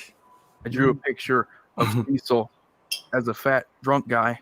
I drew a picture of John Malin as a zombie, and then I decided it was a good idea to make fun of his voice. I've also decided to make fun of other people, not just in Comicsgate, but people who are on the outside, like the Edwin Boyettes, like the Mike S. Millers. And I guess to a degree, I have to apologize to people like Renfamous and Rich Johnston. No. Maybe being white, I didn't have a right to argue with these people. I didn't have a right to make fun of them. But no more. I got to look you in the eye. I got to look all you people in the eye when I tell you how sincere I am. I'm done with the games. No more playing around. I've hurt people. I've made lives miserable. We live in a time now where you have to respect the Black Lives Matter movement. People where you like, have is to this a respect joke? the feminist agenda. To all these people I've gone back and forth with on Twitter, I want you to know, deep down, I am sorry. I did not mean to question your logic. I didn't mean to point at your hypocrisy. No, you gotta hear him do his Edwin. I don't want to. You have to. It's perfect. Is it in this? It's in this. It's in a few. It's All right. perfect. All right, here we go.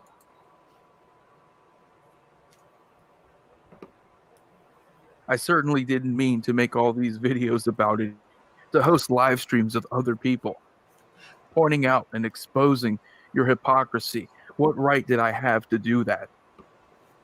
But probably the worst, the absolute worst, and this is something I have to apologize for again and again. I made fun of their voices. I made fun of Rich Johnston's voice. I made fun of the Comic Book Hut's voice. I made fun of Fan Advocacy's voice. I made fun of John Malin's voice. I made fun of Edwin Boyette's voice. How dare I make fun of him for the way that he sounds like this? Now I know what you're thinking. That's it. He just slid into Edwin Boyette's voice there. That was magnificent. Smashing shit. He can really do a performance. He's excellent. Oh my god, that was smooth. So good, pure gold. His voice was like cracking at the beginning of that too. Yeah, they're trembling. I was like not sure. Sorry about this. And the Academy Award goes to Deadwood Dale. Follow him on Twitter, by the way, and his YouTube channel, Deadwood Dale. You will not be disappointed. You might be confused. Good shit. Do you think he meant the apology? I'm not sure now. Yeah, I think he did mean it in his own way. We have to apologize, by the way, also on this show. So last night, me and Dan were just doing our live stream. It was me, Dan, Malin, Cecil, and Anna, that Star Wars girl. Was there anyone else there? Yellow Flash. Yellow Flash was there. I left, and I heard things happen after I left. Yeah. So we were just sitting there doing our thing, and you know, Anna was sitting right where Pete is, and she just got up suddenly and left. But when she got up, she wasn't wearing any pants. And I'm wearing pants. I know you are. I know, Pete. I trust that you are. And Anna got up and she left. He's going to show it off. I'm not showing it. I'm just saying It was called skirts, right? Or what is it? Shirt skirts. Andrea explained it to me. She said she was wearing small, like tight shorts, but like when she sat down and scooched forward, they rid up her ass, and then she just stood up, and it looked like she wasn't wearing any clothes at all. Yeah, I mean, I want to apologize. First of all, I said, Anna, honey, did you forget to put on pants? Like she's my daughter or something like that. And everyone else in the chat rewound it. memed it. They took pictures of Anna's rear end, and it's everywhere now. It is absolutely everywhere. Frago, what were your thoughts about that? I didn't catch it the first time around because Donald, we were talking about Donald, and I think one of his he was in the chat, and you had popped one of his things up there, so I'm reading it, and you had said that, and I'm like, what the fuck did I miss? So of course I got on my phone to see, to make sure, like, what did I miss? And sure enough, some Portuguese baking happening. There were cakes. Yeah, a lot of people look. I mean, here's the thing: like, Anna was mortified, and I had to be like, it's nothing that people wouldn't have seen if you were wearing a bathing suit. But yeah, well, I mean, with maybe a thong. thong. I wouldn't be embarrassed if I was her. That's a fucking that she was here. Now she's here. Like, we should all show our asses as a show of solidarity. Yeah. Well, I don't know if I want to do that. Hey, New moon on Monday or Wednesday or whatever. New moon on Monday. Well, Geek Chorus has a song, so here we go. That's the night that we saw the ass on Anna. Oh my god! Stood up on the live stream. Well, the chat loved that and some took off for fapping. But they came back after wiping down their screens. Oh, that's the night that we saw the ass on Anna. Yeah. Yeah. That's the night that she stood up on a live stream. That's a Vicki Lawrence song, right? Well, the chat loved that and some took off for fapping. But they came back after wiping down their screens. Yeah, it's Geek Chorus, everyone. What a hero. He's fast, man. Yeah. Everything that he does is relevant. He's right there, right at the moment when we need him. He's got a piece of music to drive home the scenario that we're talking about. An apology song, right? I don't know if it was. I think he was celebrating, honestly. Most guys were. Like I said, I told Anna, I said, I just think you made a lot of people happy. If you want to look at it that way, you made a lot of people happy last night. Her sub count went up a lot.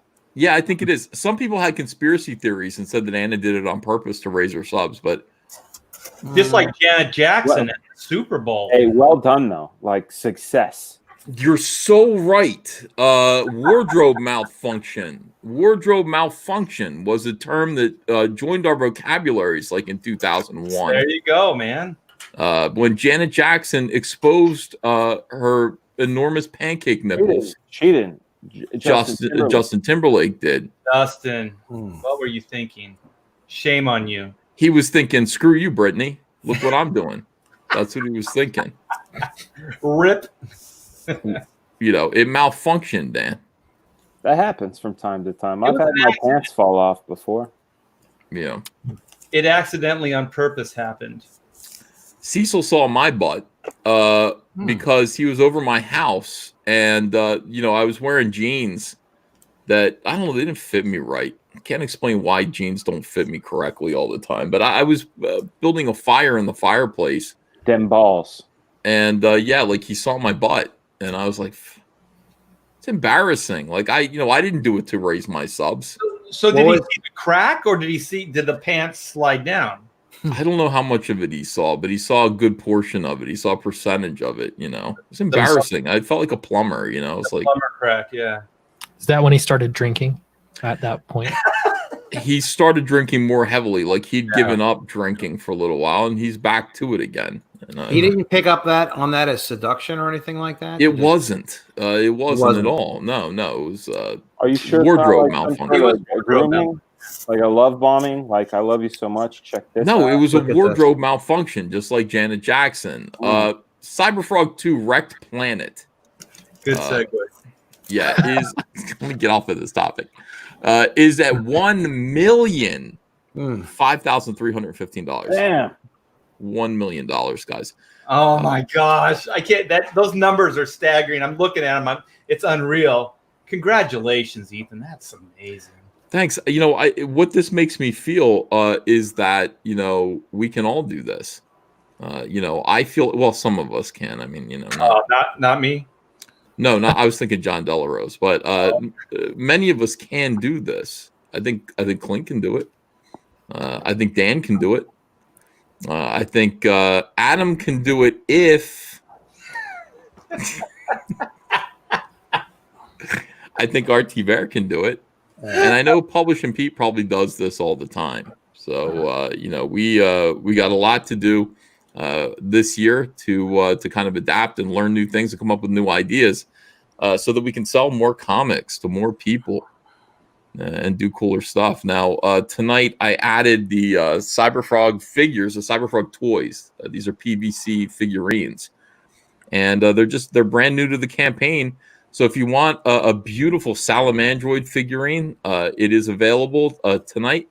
And if you want a Cyberfrog figurine, in addition to the Cyberfrog figurine that you're going to get for backing Rekt Planet, the comic book, you can get it here. If you want, you can buy a copy of Rekt Planet, and you can get a free Cyberfrog figurine, and then you can also do an add-on at checkout to get the Salamandroid toy as well for a low additional shipping charge. And this was popular demand, right? People wanted more of the PVC figures, right? I think so. Yeah. Well, okay. So the other thing is, we are doing. People are saying, "Where's Heather? Like, are we going to get a Heather PVC?" Yeah, we're doing that now. I've got 3D Robin working on stuff. 3D Robin today, he's going to kill me because he always says, "Stop showing stuff that isn't complete." Yeah. Are we going to get to see the Heather? No. He like we can see his Vespis. Like he did the Vespis PVC. He's got 2 of them that are going on. I'll show you one of them because we're gonna do a package of 2 Vespis and a Heather Swain. I think in one single box. Sign me up. I hope you like it. Here's his Vespis PVC. So it looks pretty damn good to me. Wow. Yeah. So this is the one that's in flight, I think. He's got one that's standing there as well. And so you can build an army of Vespis to fight your Cyberfrog and Salamandroid. And then there will be a Heather Swain as well. I'll probably give her like a machete or something. She'll have a weapon in her hand. Chop them up. Yeah. That's cool. It is cool. We're just making toys now. I thought you were a comic book artist. Now you're a YouTuber. I thought you were a YouTuber. Now you're just a toy guy. What's the matter with you, Ethan? Why don't you figure out who you are? Would you ever do a video game? I think that would be awesome. Like seeing the thing that 3D Robin made that little demo a year or so ago, a couple years ago. It was so cool. I was just thinking, man, that would be epic. I have no idea though. The expenses for doing something like that would be insane.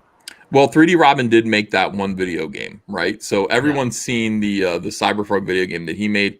Yeah, I want to do it. I definitely want to do it. And the thing about Comicsgate is that people are like, when is there going to be a Cyberfrog movie? Would you sell the rights to?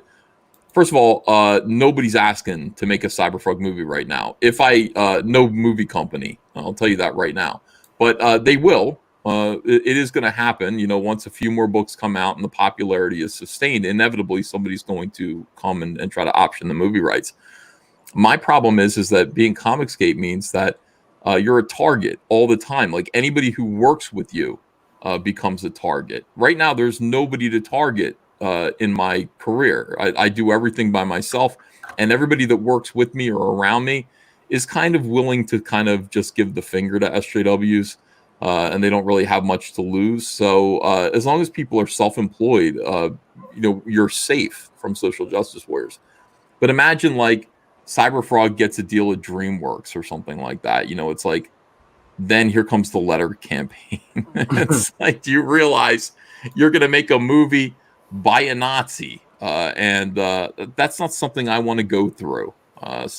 However, I would love to see you like defend that on the news, because it would be a big story now. You know what I mean? Like comic book Nazi, options a movie, all the controversy. I'd love to see you on the news, just like I'm not a Nazi. My beard used to be Clint's color. I've been through this. I'm done. I'm done defending the whole "Are you a Nazi?" thing. That absolutely broke my heart. You know, it really did. It was devastating because it wasn't. It was brand new to me. You know, I didn't really know what to say. Like, do people really think I'm a racist? Like, people really think I'm anti-Semitic? Like, I can't live like that. I can't live with this. So it did have its effect on me. And the other effect, what I'm trying to say is that, like, people like me and stuff, like you inspire people to be brave.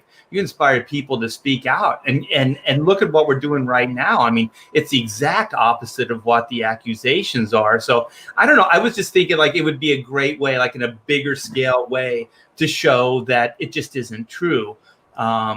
But I mean, you're right. I mean, you fought quite a battle right now, and you probably are just tired of. I wonder if it's taken years off my life. You know what I mean? Like, it's like at some point I just want to kind of kick back and go, okay, what can I do where it's just me and some people that I trust for my customer base? And if there are 8,000 Cyberfrog fans out there, that's enough. That's all I really need in order to make a lot of money and make some great comics. And not really have to worry anymore. But the idea of blowing it up past that might be something that my kids do. I don't know if I am going to do it because I don't think society is going to change. I don't think this is ever going to stop. But you did inspire me the other day on your live stream. You were talking like not going outside of us, but staying within. So financing our own production companies, making our own movies, making our own products, and keeping it all within, house, and then just kick everybody's ass that way, like the way we're doing now. I mean, this is sending ripples through the industry. And I do know a lot of people that aren't supporting this stuff openly, but are definitely supporting it, not publicly, I guess. Yeah, I think that if I inspired you to just want to go your own way, then that's pretty neat. Like that's a good thing. I don't want to inspire people to dip their toes back into the mainstream. If that's something you want to do, I think you should be able to do it, and I think that's a fight that we should have. It's not something that I want to do personally. I just want to be able to if I want to. But I mean, the best thing that Comicsgate should do is to create that path to circumvent, all of the gatekeepers. Who will make you miserable and who will try to defame you and things like that. Like, we really should just keep working on this ultimate path. Those Christian networks, they finance their own films and stuff like that, and they have their own music and stuff like that. I think that's kind of a good business model, or a possible business model. Where you can finance and you can fund things within the confines of what we're doing here, because. I mean, like, Cyberfrog really is one of those franchises that it can be a film, it can be a video game, it can be a cartoon, it can be adapted into anything. And I think it's $1 billion franchise. We'll see how it goes. Yeah, just imagine when they find the butter song. I'm in real trouble then, None of my songs are appropriate at all. That's the thing you have to look back at, Ethan, is you never did blackface. So I never did. Yeah. I never understood people. It seems like everybody did. I never did. I never abused women. Apparently Jimmy Kimmel did. And yeah. How is that? It doesn't really make sense, the rules. It has more to do with tribalism than anything else. But Jimmy Kimmel hasn't been canceled yet. So. Well, he just took off. He just disappeared. Yeah, he sidestepped it. He knew it was coming. Kind of like when Bob Iger retired. Bob Iger retires, and then the world goes to hell. Yeah. I mean, the good thing about everything that I've gone through is that pretty much all of my skeletons have been dragged from the closet. It's like every embarrassing thing about me, they've already found. They doxed my house. They're spreading around pictures of my family, all that stuff. There's something kind of freeing about it, though. It's like when they're sitting there laughing at your personal finances, and you go, oh, like, that's secret. I didn't want anyone to know that. But it's like once they do, you kind of go, whatever. That's it. What's next? I'm not afraid anymore. It's like that's it. It is what it is. Trial by fire. Mm-hmm. Yeah. You've been baptized. Hey, gentlemen, I got to get going. I got a very early morning. All right, look, Dan, thank you so much for being here, my friend. I'm going to read super chats. And then we're gonna do a little Flint Flossy. You know what I'm about to say. You know what I'm about to say, man. Enjoy that motherfucking water. That motherfucker. That's what it's all about. Yeah, the water is. You guys have else. a great night. Breaking records, showing us how it's done, man. Thank you for having me, gentlemen. Great to see you. We will see each other on the interwebs. Chat, you guys fucking rock. Frega boom. All right, happy July to everyone. Easy, Take Dan. it easy. Is tomorrow July? It's July, man. July. Oh, it's Yep. July now. Right now. It's the 31st. Okay. Yeah. Yeah. All right. Dan, we'll talk to you tomorrow. You got it. I actually got to get going too, but I appreciate it and congratulations, Ethan. Thank you, Clint. You have a great night. Clint, just one thing. Think about bigger margins. Bigger. Okay. The bigger your margins, the more your profits. His margins are fine. It's less to draw. Big, wide, juicy margins, baby. There's Fill a 'em up. lot less to draw that way. Yeah. You should, Adam. You really should just reproduce. Make a fake version of your book where the panels are postage stamp sized. Well, I do. I have an art book where they're one panel per page. How much bigger could they get? You have the art book. It's 8.5 Yeah. by 8.5 by 8.5. It's ridiculous. You Clint, printed great them in to see a. you. Clint, your book looks awesome. What you're doing with Charlie. Charlie, you got to talk to Charlie sometime. Yeah, I love Charlie. I always whenever Charlie's I'm just so stunned by his art. I'm always like, hey, that's Charlie. His art's amazing. Like I just keep saying it. It's really funny. He's a genius. Yeah, I'd love to have you guys. I'll do an interview with you guys. Yeah. Spectacular. Get some sleep, brother. Have a good night, Clint. Yeah, I want to show you my new strategy on panels when we get around to it. Oh, Ethan, we've gone platinum, by the way, haven't we? Platinum. Oh yes. So I'm going to add a sticker, the platinum sticker, to everybody's box. We're going to make a platinum all caps comic sticker. It's not a big deal, but it's just a little something to add to everybody's package. Eric Weathers. Hello. Hello. Congratulations, Ethan. Thank you, sir. Thank you I very gotta much. say, now I gotta start from scratch on Battle Brick Road. I think I'm gonna go with a 6-panel. You have to. Yeah, Don't giant gutters. Don't be silly. Go one panel per page. That is the way you do The it. margins are still too big. What is the matter with you? One panel. I'm gonna do the 3 artist inches edition. above and beneath. I'm gonna print 11 by 17. You can't be that much bigger than this. Print 11 by 17, but keep it actual comic book size. Yeah, that's what I'm thinking of. Is Yeah. 11 by 17. Yeah. Okay.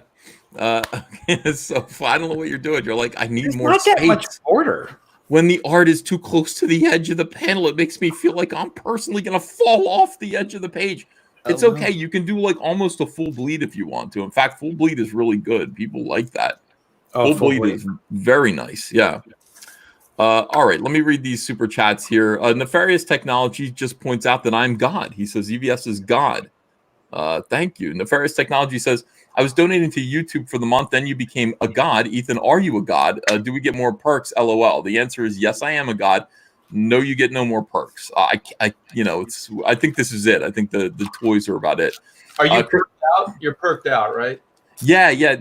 I gotta save some stuff for the next campaign. I mean, at this point, like we've spent, like if you give me $25, what I'm giving you back for the $25 is so much at this point that it's like I'm keeping a very small amount of money. So my profit margin is almost dead. Zach is like, what are you doing?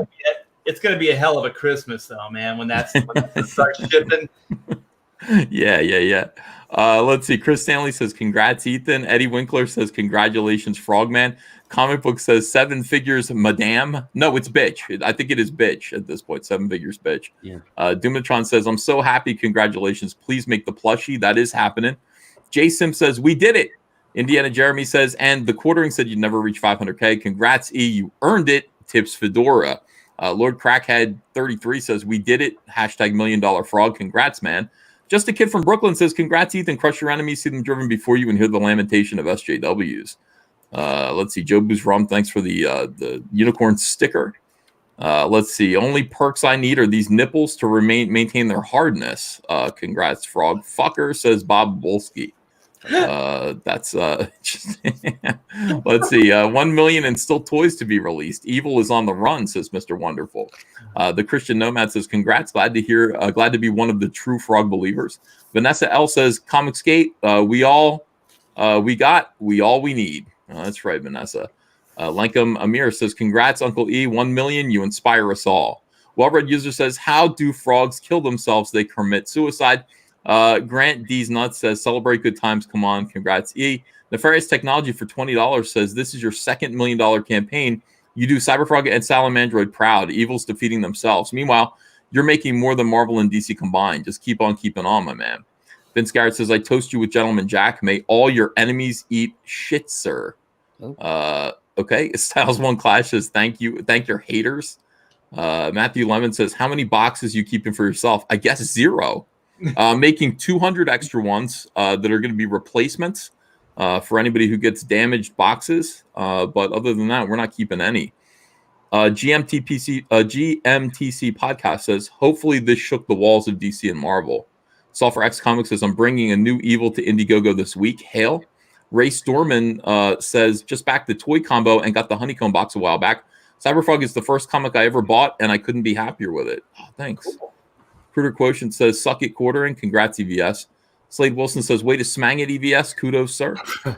Gaming or what? TM says, congratulations, Ethan. Eric McIntyre says, only EVS can gain weight while dieting. That's why I respect you. Also, shout out to Megamind and Adam Post, loving College of the Dead. See, Adam? There's somebody. Thank you. Everyone loves it. We're just, you've got haters that are busting your balls. And we're haters. Blackberry Jim says, another Honeycomb box run of 500 to be sold on July 15th. No, we don't do that. Matt Millar says, congrats, Ethan. From soft-spoken comic commentaries to a $1 million campaign. It's been a lot of fun to watch the past couple of years, and you earned every cent. Thanks, Matt. Frosty Biggins says, congrats on the 1 million. Let's go for 2 now. Bobalski says, can you feel the souls exiting the bodies of those who stood in your way? Crane kicked in their front holes. Cumberbatch Pepperpot says, need PVC Cyberfrog version from the kid's story. Oh, yeah, that's interesting. Oh, yeah. We'll do the, yeah. Mike Akers says, hail Caesar. Congrats on the amazing work. I backed the Honeycomb box and the Unforgettable Tales and got Blood Honey set on eBay. Thank you, Mike. Wonder Wolf, congrats, EVS. Granty's Nut says, will you keep Rekt Planet a single campaign or do multiple ones like with Blood Honey? The answer to that is it's going to be a single campaign because I feel like I would be cheating people if I did a multiple one because everything should be in the Rekt Planet box. So the Blood Honey box. Also, what's the status on the Villainous Scum variant? I haven't drawn the cover yet. I will draw it soon. Oh, I knew there was another variant coming. Yeah, there are 2 more variants that people haven't seen, but I'm working on interiors right now, so I haven't gotten to the covers. In reserve. Yeah. That could boost sales higher. Yeah, maybe. Worst one says, well, I mean, I think maybe it will. If I show a new cover, maybe people will get excited and buy it. Worst one says, congrats, EVS, but you're still fat. Waffles says, congrats on the 1 million. Keep up the great work. Granty's Nut says, what accessories would a Cyberfrog action figure have? He's going to have multiple heads with different facial expressions. And he's going to have the gun that he grew in Blood Honey. And that's all we're going to do for the first one. Jack Ash says, I got the update, Ethan. Is that the one that's going to be in the blister pack? Yeah. This is just this is a freebie toy. It's a PVC figurine. But we are going to be doing action figures, and we're launching those this year as well. Cyberfrog, Heather, and a Vespis are going to be wave 1. Jack Ash says, Adam Post, who is this co-host guy that won't stop talking about frogs? Jack, I don't know. He seems like a nice guy, though, so we let him talk sometimes. Yeah, just let him talk. Robert Romano says, congratulations, onward and upward, #Comicsgate. Mystery Meatball says, is everything on track to be done by Christmas? To be honest with you, it's all up to the toys at this point. Yeah, I think the books will all be done. I think they will be in my hands before Christmas. I have a schedule for the PVCs that I think will put them in my hands by Christmas, but then anything could happen to throw them off by like a month. So we'll see. I can't really ship until I get the toys in hands. Let's see. Force Ghost Fabio says the toys are coming in that packaging. Sweet. Nefarious Technology says 1,500 in toy sales already. Great job, EVS. Have a great night. Thank you for being so awesome. Evil, beat it down while eating chicken. Granty's Nut says the kids will have the frog plush. They'll be fine.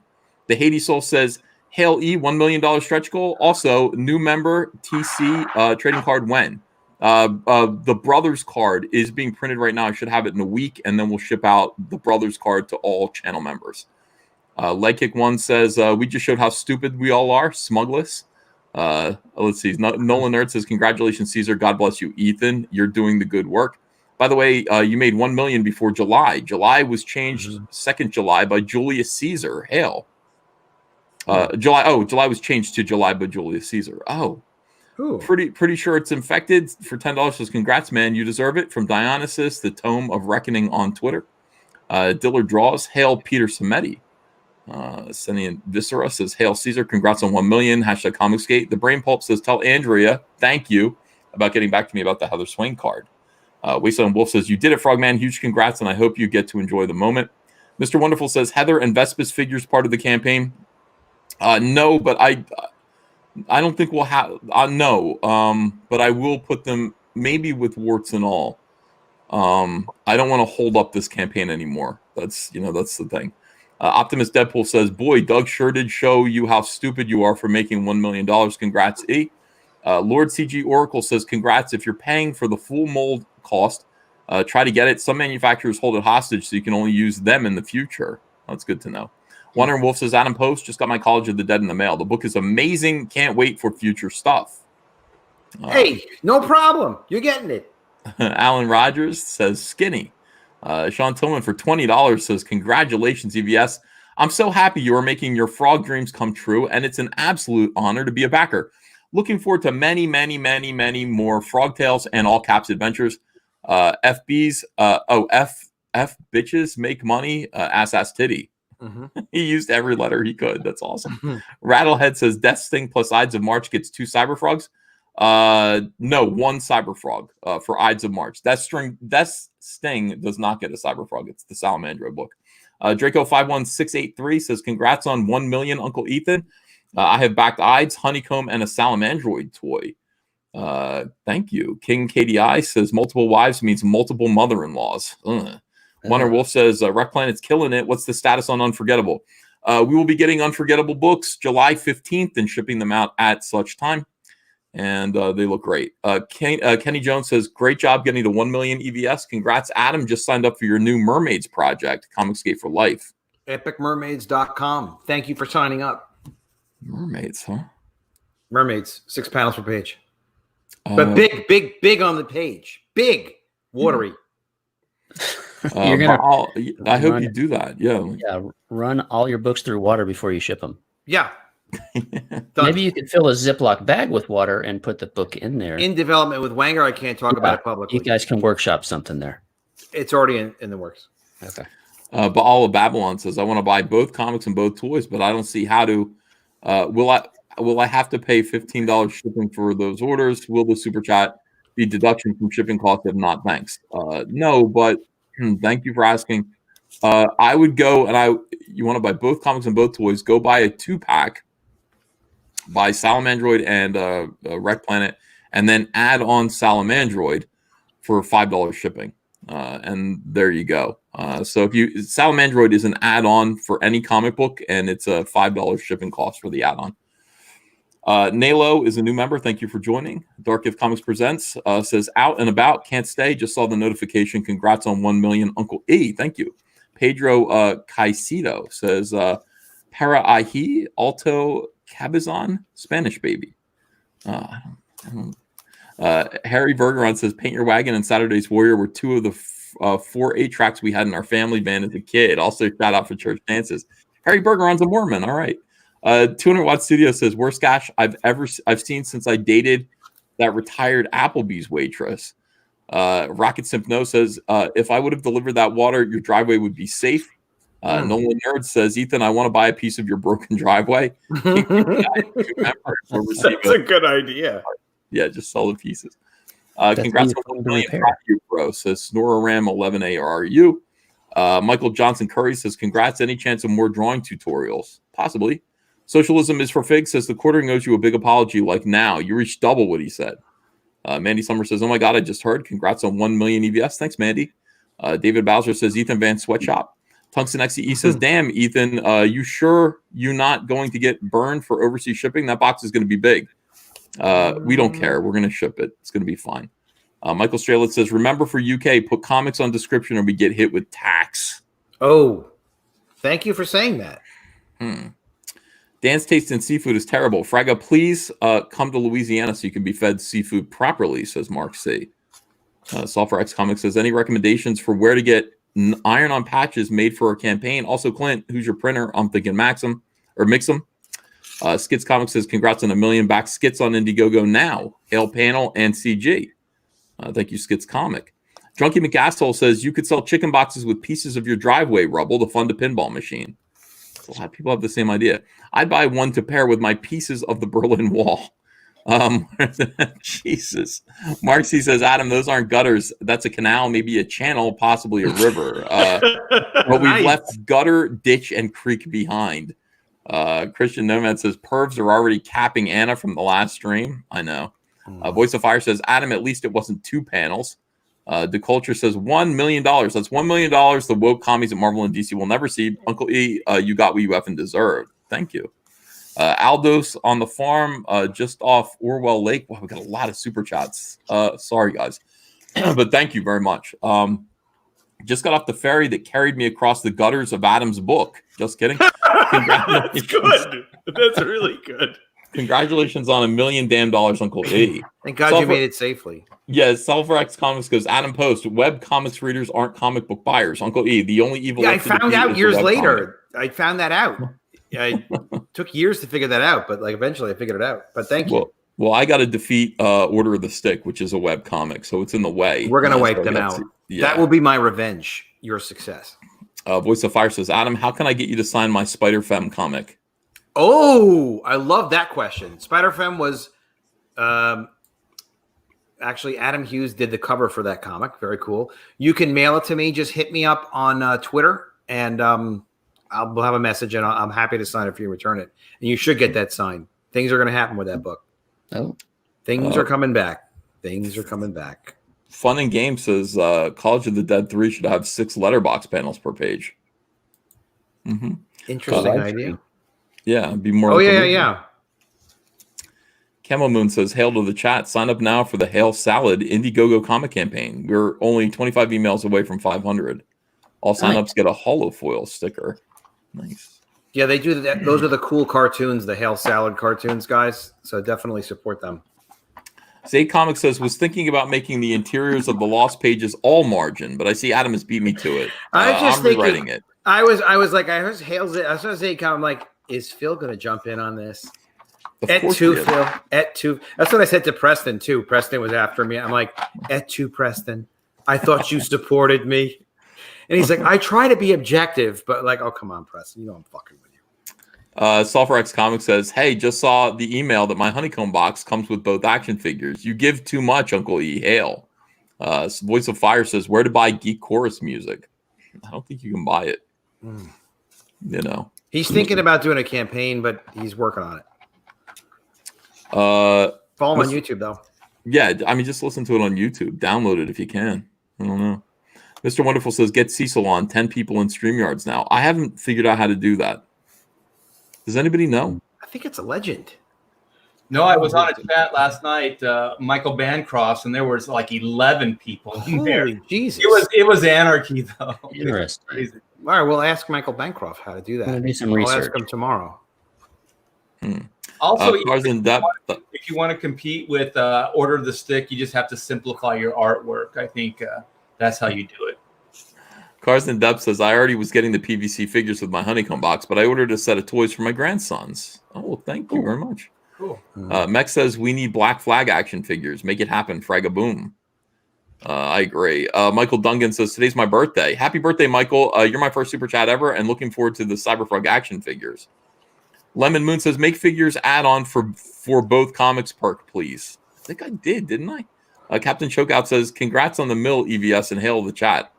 Michael Fedor Show says, congratulations, Uncle Lee. I'm proud of you, sir. Tungsten XE says, Ethan will get fat just by drinking water. Sarticon DM says, can I borrow like $20? Michael Bancroft says, congrats, $1 Million Frogman. What did you get from McDonald's? 2 cheeseburgers and French fries. There's Michael Bancroft? Yeah. Hunter went out and got a big bag of McDonald's for the kids outside, and I just had 2 cheeseburgers. Barb Rogers, Little Miss Sunburn says, sub tier 2 years ago, and you've created new comic fans like me. I'm both impressed and happy for your success. It only gets better for Comicsgate. Hail. Thank you, Barb. The great Renzine says, just purchased my little buddy Billy Tucci a Cyberfrog shirt from Cryptographics. Make sure he wears it when he's on your show. View of Uranus says, Starblades could be the next big comic. It's amazing. Agreed. Snarkicon DM says, will you buy Cecil a yacht club membership so he can loiter near the ocean? Onyx M, thanks for $5. Snarkicon DM, thanks for a sticker. Onyx M says, congratulations, Ethan. Happy for you. Can't wait for the honeycomb box. Lord Rich Speck says, I just got on my lunch break only to find out a certain frog is worth $1 million. That's amazing, Uncle E. Congratulations. Buddy Lord says, congratulations on earning 1 million, Mr. E. Now, if you please share the magic of fantasy with the next generation by Sins of the Fae on Indiegogo today. That looks good. That book looks really good. Snarkticon DM says $1 million equals $10 per pound on Gail Simone. Steven Schneider says 1 million. Congrats, EVS. Back to Honeycomb Box. Both covers of Unforgettable Tales. And I bought all your swag on eBay. Keep up the great work. Thank you. 200 Watt Studio says, don't know what happened in my first chat, but again, congratulations. Thanks, 200 Watt Studio. Lordy and Malcolm says, Hail Caesar the 5XL Pie Eater. Donuts One says, quickly clear customs and save yourself and your customers money. You should put gift, value $10, and contents as pamphlets, etc. I kind of feel like I do that already, you know. It's in that custom setup in the whatever stamps.com or ShipStation, whatever you're using. But I should be aware of that. So that is helpful. Yeah. Thank you for telling us that. Liam's in the chat. He says, it won't let me send you super chats. Is this happening to anyone else? Conspiracy? It's just happening to you, Liam. And there's a reason for that. He's your new arch nemesis. Liam says that. Liam says that I'm like trying to destroy him. I'm not at all. Like, I love Liam. I don't understand why Liam hates me so much. Yeah, I've never heard you say anything bad about him or that you wanted to compete against him or put him out of business. I've never heard anything like that. Thank you for saying that, Art. Everyone needs to say that, publicly. In private, it's a different story. Also, you have really nice hair. We're supposed to say that a lot of times too. That's it's right. always looked like that. Wait a minute, Adam. I have nice hair, or Ethan? You have a nice hat. I mean, I haven't. Have I seen you without a hat? What's going on under that hat there, Art? Just a ton of gray. All right. Still there. You're hanging in there. Still there. View of Uranus says Kyle Ritter should be promoted all the time because he works so hard. He's deaf mute because he can't get on the live chats. Yeah, I agree. I don't know. I got to get Kyle's okay when he's on the stream though. I mean, even though he's deaf mute, like he's just fun to watch. So yeah, he is kind of cool. His gestures are great too. Liam sends me a piece of pie here as a super sticker, which very nice. Appreciate it. Hail Orange Man, everyone says. Liam, I'm glad to see you streaming again. Now, I apologize. It's okay. That's all right. So you guys are friends. Cricket. I had to go step on the cricket, and I showed my ass. I'm sorry. Let's see. Can send stickers, but can't send super chats. Weird. I don't know. I don't know what's going on. Well, I think I'm going to go to sleep because it's 1 a.m. and we did what we set out to do, guys. I can't believe this happened today, but we did hit $1 million. Let's refresh this and see what our final total is for tonight. $1,005,857, and we are very close to where we need to be in the backer count. We want to get to 8,567, and that means we beat Blood Honey's backer count. Which will be good because we can ram that right up Preston Poulter's ass. It'll fit. Preston said, "Oh, you lost your backers because you didn't get as many backers from Blood Honey." Well, and we're gonna fix that. So I saved that tweet too when he said that. I was like, "I'm taking so ridiculous too," because like this campaign was slowed down by the Froggettable campaign because that's extra frog money people spent. That thing's almost at 200,000 as it is, isn't it? Unforgettable? Yeah. Unforgettable Tales is still going. It's doing great. Look at this. We're almost at $200,000 for Unforgettable Tales. When did that happen? Holy cow. Yeah. This is, look. Well, it helps that they're seeing the cover, Eric, and they're once people know the book is coming out, a flurry of new support comes for the campaign. Yeah. So. Some people just hold out and until they know it's ready. Yeah, and I don't blame him for that. I think I think that makes sense. That So, bug is a little like Dan Frega with his sunglasses on. Maria Rivera said it's slowed down by COVID. I don't know if it was, though. I think that's like what people think, but I think the fact that everyone is in their house right now and bored and on their computer makes them like sitting ducks for being marketed to on the internet. Why wouldn't everybody be selling comics right now to people who can't go to comic book stores, are inside and stuff like that? I know I've purchased glow in the dark robes with sequins on them. Yeah. I've spent a lot of money that I might not have spent because of COVID. So it seems like it's actually helping. I put my money into margins, paid off big. I bought Huge. Frogger, and it paid off big too in a way. Awesome. Frogger arcade. You kill a lot of hours playing Frogger. Yeah, not really. You don't play it. It's a quick game. No, I play it. It doesn't last very long. The old arcades that you put in a quarter, you might get to play for 8 minutes. If you're lucky, if you're good. Lose a lot of frogs in that game. Yeah. Skits Comics says back Skits now on Indiegogo. 3 books, 3 covers, 3 variant stories. I love Skits. That's great. It's a great idea. Great. Legacy Animation Studios, congrats. EVS also received my copy of College of the Dead today. Thanks, Adam Post. Thank you, Legacy. Thanks for letting us know. Yeah, a lot of people loving Everybody got their books delivered, and that's what it's about. Make a promise, Keith. Get the books there. And the bigger the margins, the better. You don't even have to pay extra for those. There's room for you to add to it. You want to add to the story. Put notes in. Write what you're thinking. Send the fucking thing back to me. I'll sign it. We'll put it in the next book. You get 5%. I know what you're going to do right after the stream, Adam. You're going to call up Sergio Argonas, and you're going to get those gutters filled in. Sergio fucking calls me, all right? I like that. You should. I want to hear more of that voice. I'll do what I can. That was a little scary. Yeah. Anything for Eric Weathers. Anything. Give that man what he wants. I just I hovered over the what is it called? The highlights on number of projects under Battlebrick Road. And between my Flying Fortress campaigns and Battlebrick Road, I am less than $10,000 away from 6 figures across all of my campaigns. Congratulations, man. It's great to see you build and deliver and do the next one, and thank you. Keep it rolling. You got to think about your margins, though. Make them bigger. Next time. There's always another chance. It's a new trend.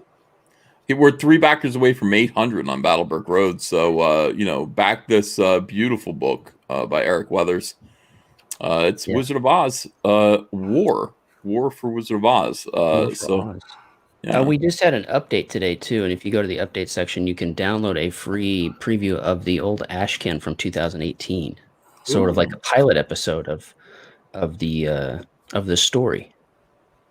Beautiful. Are those new pages you posted too? Those are new pages, and I updated the old ones. I went back and tweaked them, so on the main page there's updated artwork. That's a double page spread in Indiegogo. Everything's the same width, so it looks really tiny. But all of the pages that I've done so far are off in Farah's hands right now. They're getting colored up, so we should have a big update here real soon. And I'm super excited. Farah is your colorist? Yes, she is. She's kind of everybody's the cover and that page there that's colored. That was her test page on the main page there. So definitely check it out.